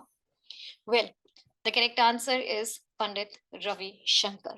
Pandit Ravi Shankar was the very first Indian to win Grammy Award in 1968. He won this one for his album named West Meets East in the category of Best Chamber Music Performance. The legendary artist won the first Grammy Award for his album West Eats East in the Best Chamber Music Performance category in 1968. He performed with Anushka for the BBC in 1997 in Birmingham, England. As one of the world's most renowned sitar players, three-time Grammy winner Ravi Shankar is a true ambassador for the international music, said a statement issued by Recording Academy. Option B, Pandit Ravi Shankar, is the correct answer to our question. If we talk about Pandit Hari Prasad Chaurasia, he is an Indian music director and classical fluist. He plays flute in the Hindustani classical tradition. Zakir Hussain has carried out the tradition not only as one of the world's foremost Indians, but also one as the architects of modern world music. Pandit Shiv Prakash Sharma is an Indian music composer and santoor player from the state of Jammu and Kashmir. Next is question number 85. Among the following freedom fighters of India, whose autobiography is Why Am I an Atheist? Is it Ras Bihari Bose, Bhagat Singh, Ram Prasad Bismil, or Aurobindo Ghosh? See, Why Am I an Atheist is an essay written by Indian revolutionary Bhagat Singh in 1930 in Lahore Central Jail. Singh mentioned in his essay that one of his friends said that Delhi bombing and the Lahore conspiracy had shot him to fame, and it was fame inhibiting his belief in God. The religion data from 2011 census of India was released in August 2015. Correct answer to the question is option B, Bhagat Singh. Bhagat Singh is fondly known as Shaheed or Martyr Bhagat Singh. He is considered as a national hero of Indian freedom struggle against colonial rule. He was actually martyred by the British colonizers at the age of just 23 years. So option B is the correct answer to our question. Next is question number 86. Padma Shri awardee Guru Amubi Singh had conferred the awardee for his significant contributions in which of the following dance forms? Kathak, Manipuri, Bharatanatyam, or Odissi? Well, Guru Amubi Singh, who was credited with pioneering solo dance in Manipuri, he was the first winner of Sangeet Natak Academy Award for the state of Manipur, which he won in 1956. Manipuri dance is a well-known and very famous throughout the country and abroad. Guru Amubi was appointed as a supervisor of the academy.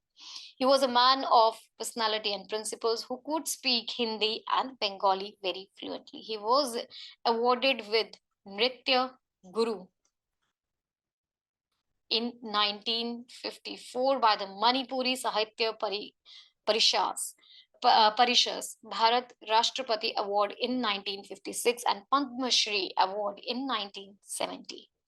So option B is the correct answer to this question. Next is question number 87. Dash was first trained in classical music under her father, Ustad Baba Alauddin Khan, and established the Meher Senia Gharana with his help. Was it Anupama Bhagwat? Was it Annapurna Devi, Rupa Panesar, or Sahana Banerjee? Well, Annapurna Devi is the musician of Meher Gharana,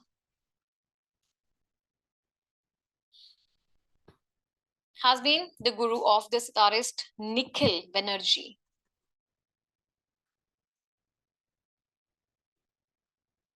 and of the Bansuri players Hariprasad Chaurasia and Nityanand Haldipur. So the correct answer to the question is option B.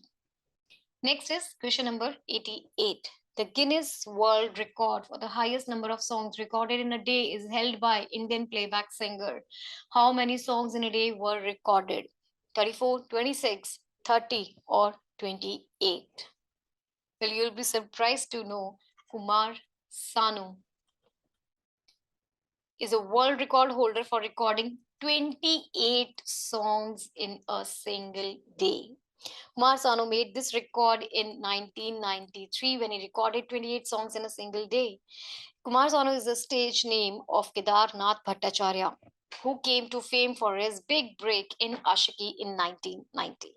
Famous singer Kumar Sanu is known for his evergreen songs. He is also a record in the name of the legendary singer who has given many memorable songs of Bollywood.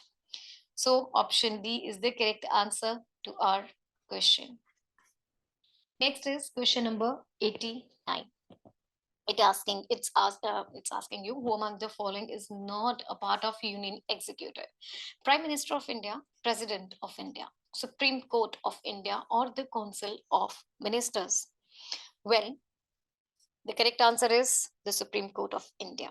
The Union Executive of the Government of India consists of President, Vice President, Prime Minister, and the Council of Ministers.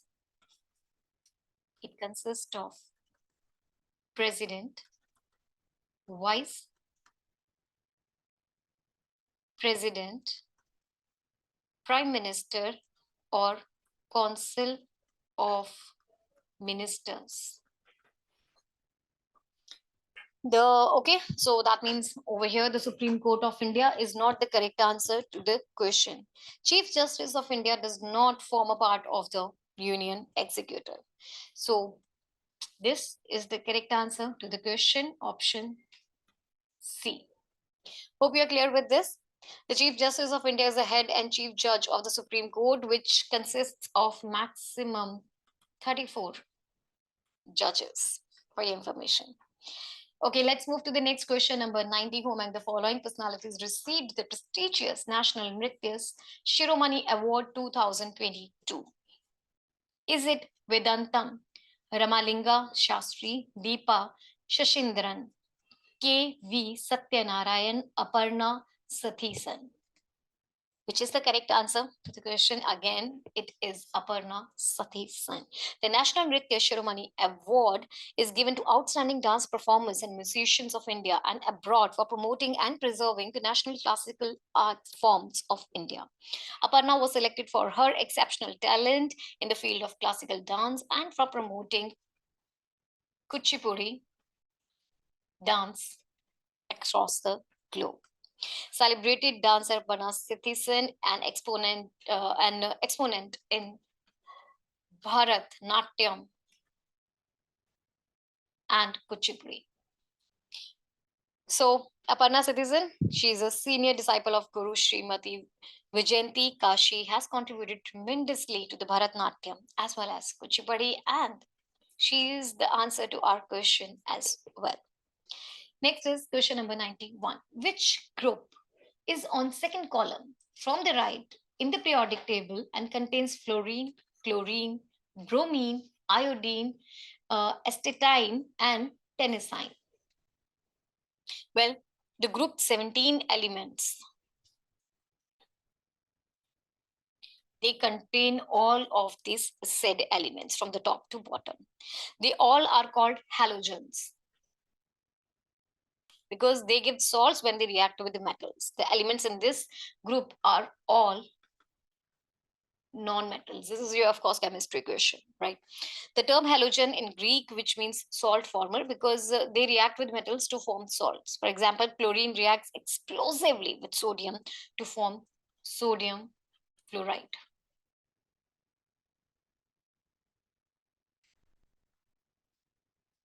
Right? So it is group 17 elements. They are called halogens. And this is our answer to the question. The valency of these elements are -1. Option D is the correct answer to our question. Next is question number 92. In the case of Muhammad Salimullah versus Dash, the Supreme Court observed in 2021 that the right not to be deported is concomitant to Article 19 and available only to Indian citizens. Is it state of Maharashtra, Union of India, state of Tripura, or Union Territory of Lakshadweep? Well, the correct answer is Union of India. The court stated in this case, this is Union of India. In this case, the court stated the right not to be deported is concomitant to the right to reside or settle in any part of the territory of India granted under Article 19(1)(e).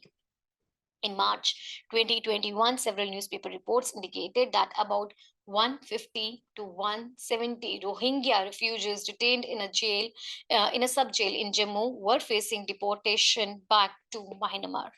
The petitioners argued that despite India not being a signatory to the 1915 Refugee Convention, the principle of non-refoulement is a part of the right guaranteed under Article 21 of the Constitution.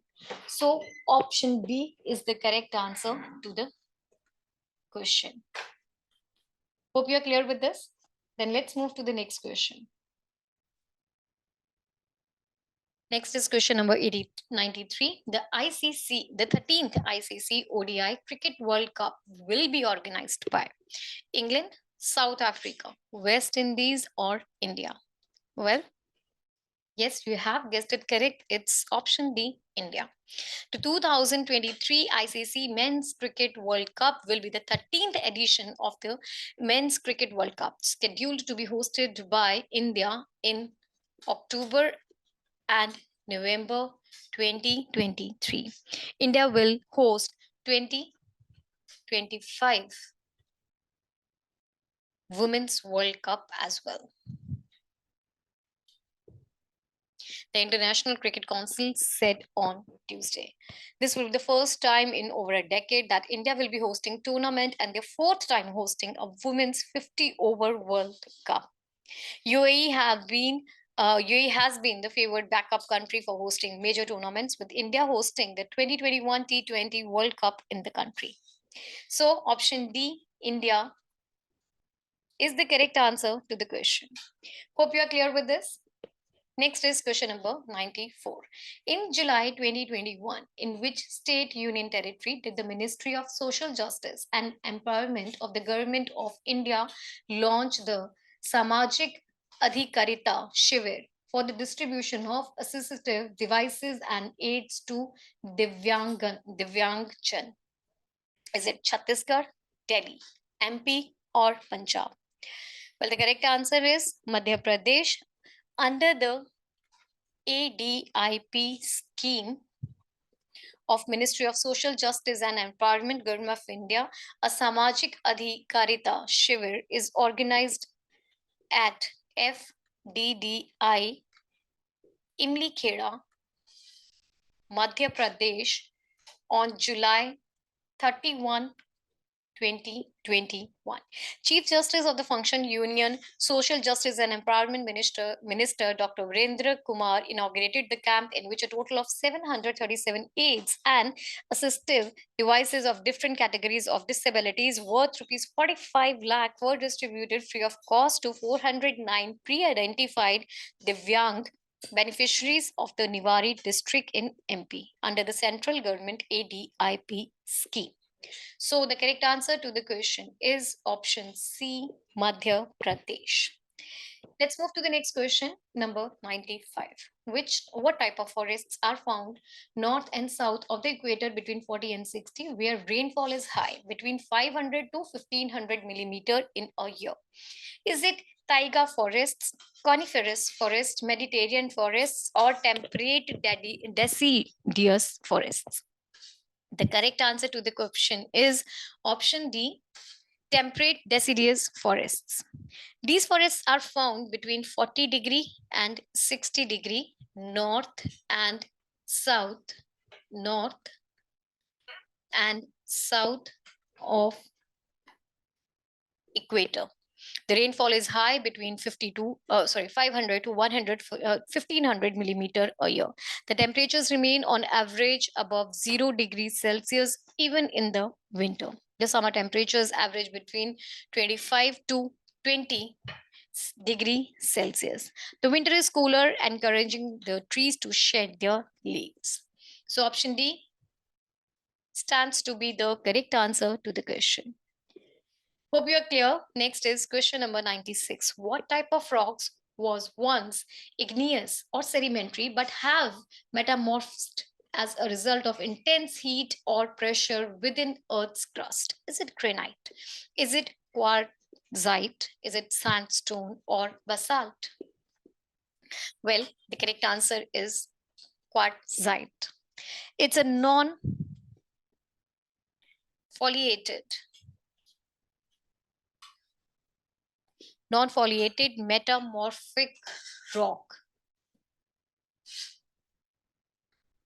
It is composed of almost entirely of quartz. It forms when a quartz-rich sandstone is altered by heat, pressure, and chemical activity of metamorphism. They were once igneous or sedimentary. So option D is the correct answer to the question. Hope you're clear with this. Let's move to the next question, number 97. Who among the following is the author of Set the Boy Free? Is it David Niven, Johnny Marr, Paul Kalanithi, or Bill Browder? Which is the correct answer? Yes, the correct answer to the question is option B, Johnny Marr.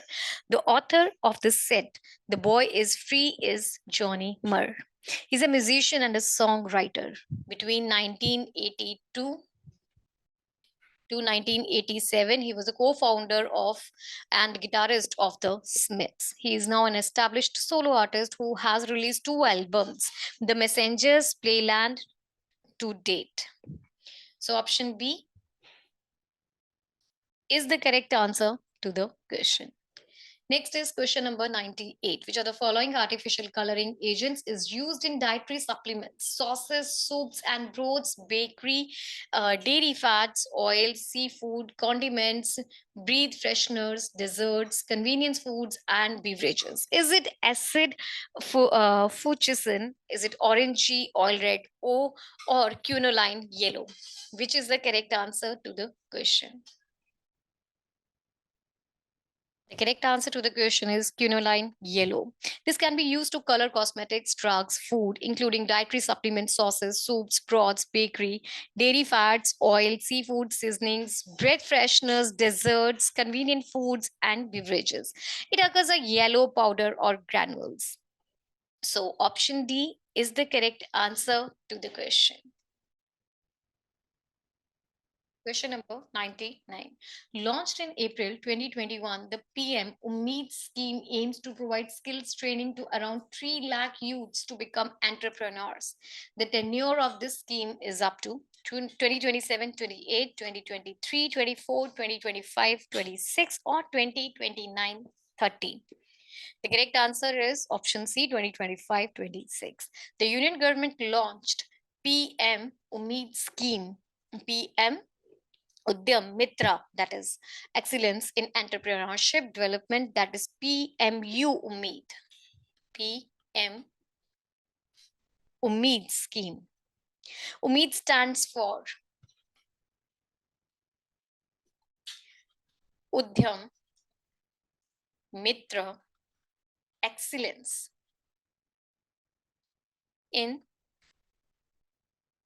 Entrepreneurship Development.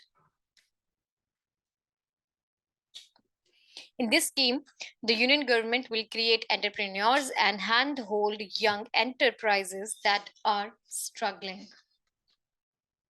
Development. So they plan to provide training to more than 3 lakh youth to become entrepreneurs over the next 5 years. These entrepreneurs could also become job providers. The scheme would facilitate loans to youths and connect them to appropriate markets. The tenure of the scheme is 2025-26. So option C is the correct answer to the question. Let's move to the last question of this paper, that is question number 100. So again, a question about Aparna Sathi Sen, a US-based exponent of Bharatnatyam Kuchipudi, won the prestigious Abhinandan Saroja National Award by National Institute of Indian Classical Dance in which of the following years?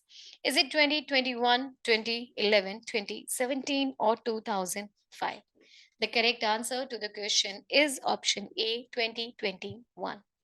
Aparna Satisan is a US based exponent of Bharatanatyam Kuchipudi. She is an established Bharatanatyam Kuchipudi dancer. She won the prestigious Abhinandan Saroj National Award by the National Institute of Indian Classical Dance in 2021.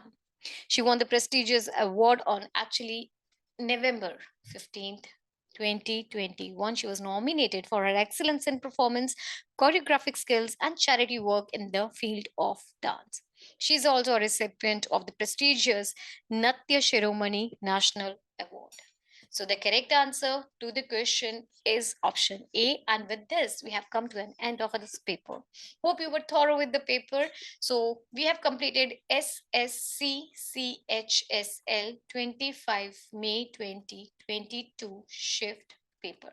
Hope all the concepts were clear to you. And if you have any doubts and you want to practice all these questions, then please visit our website www.examsnet.com.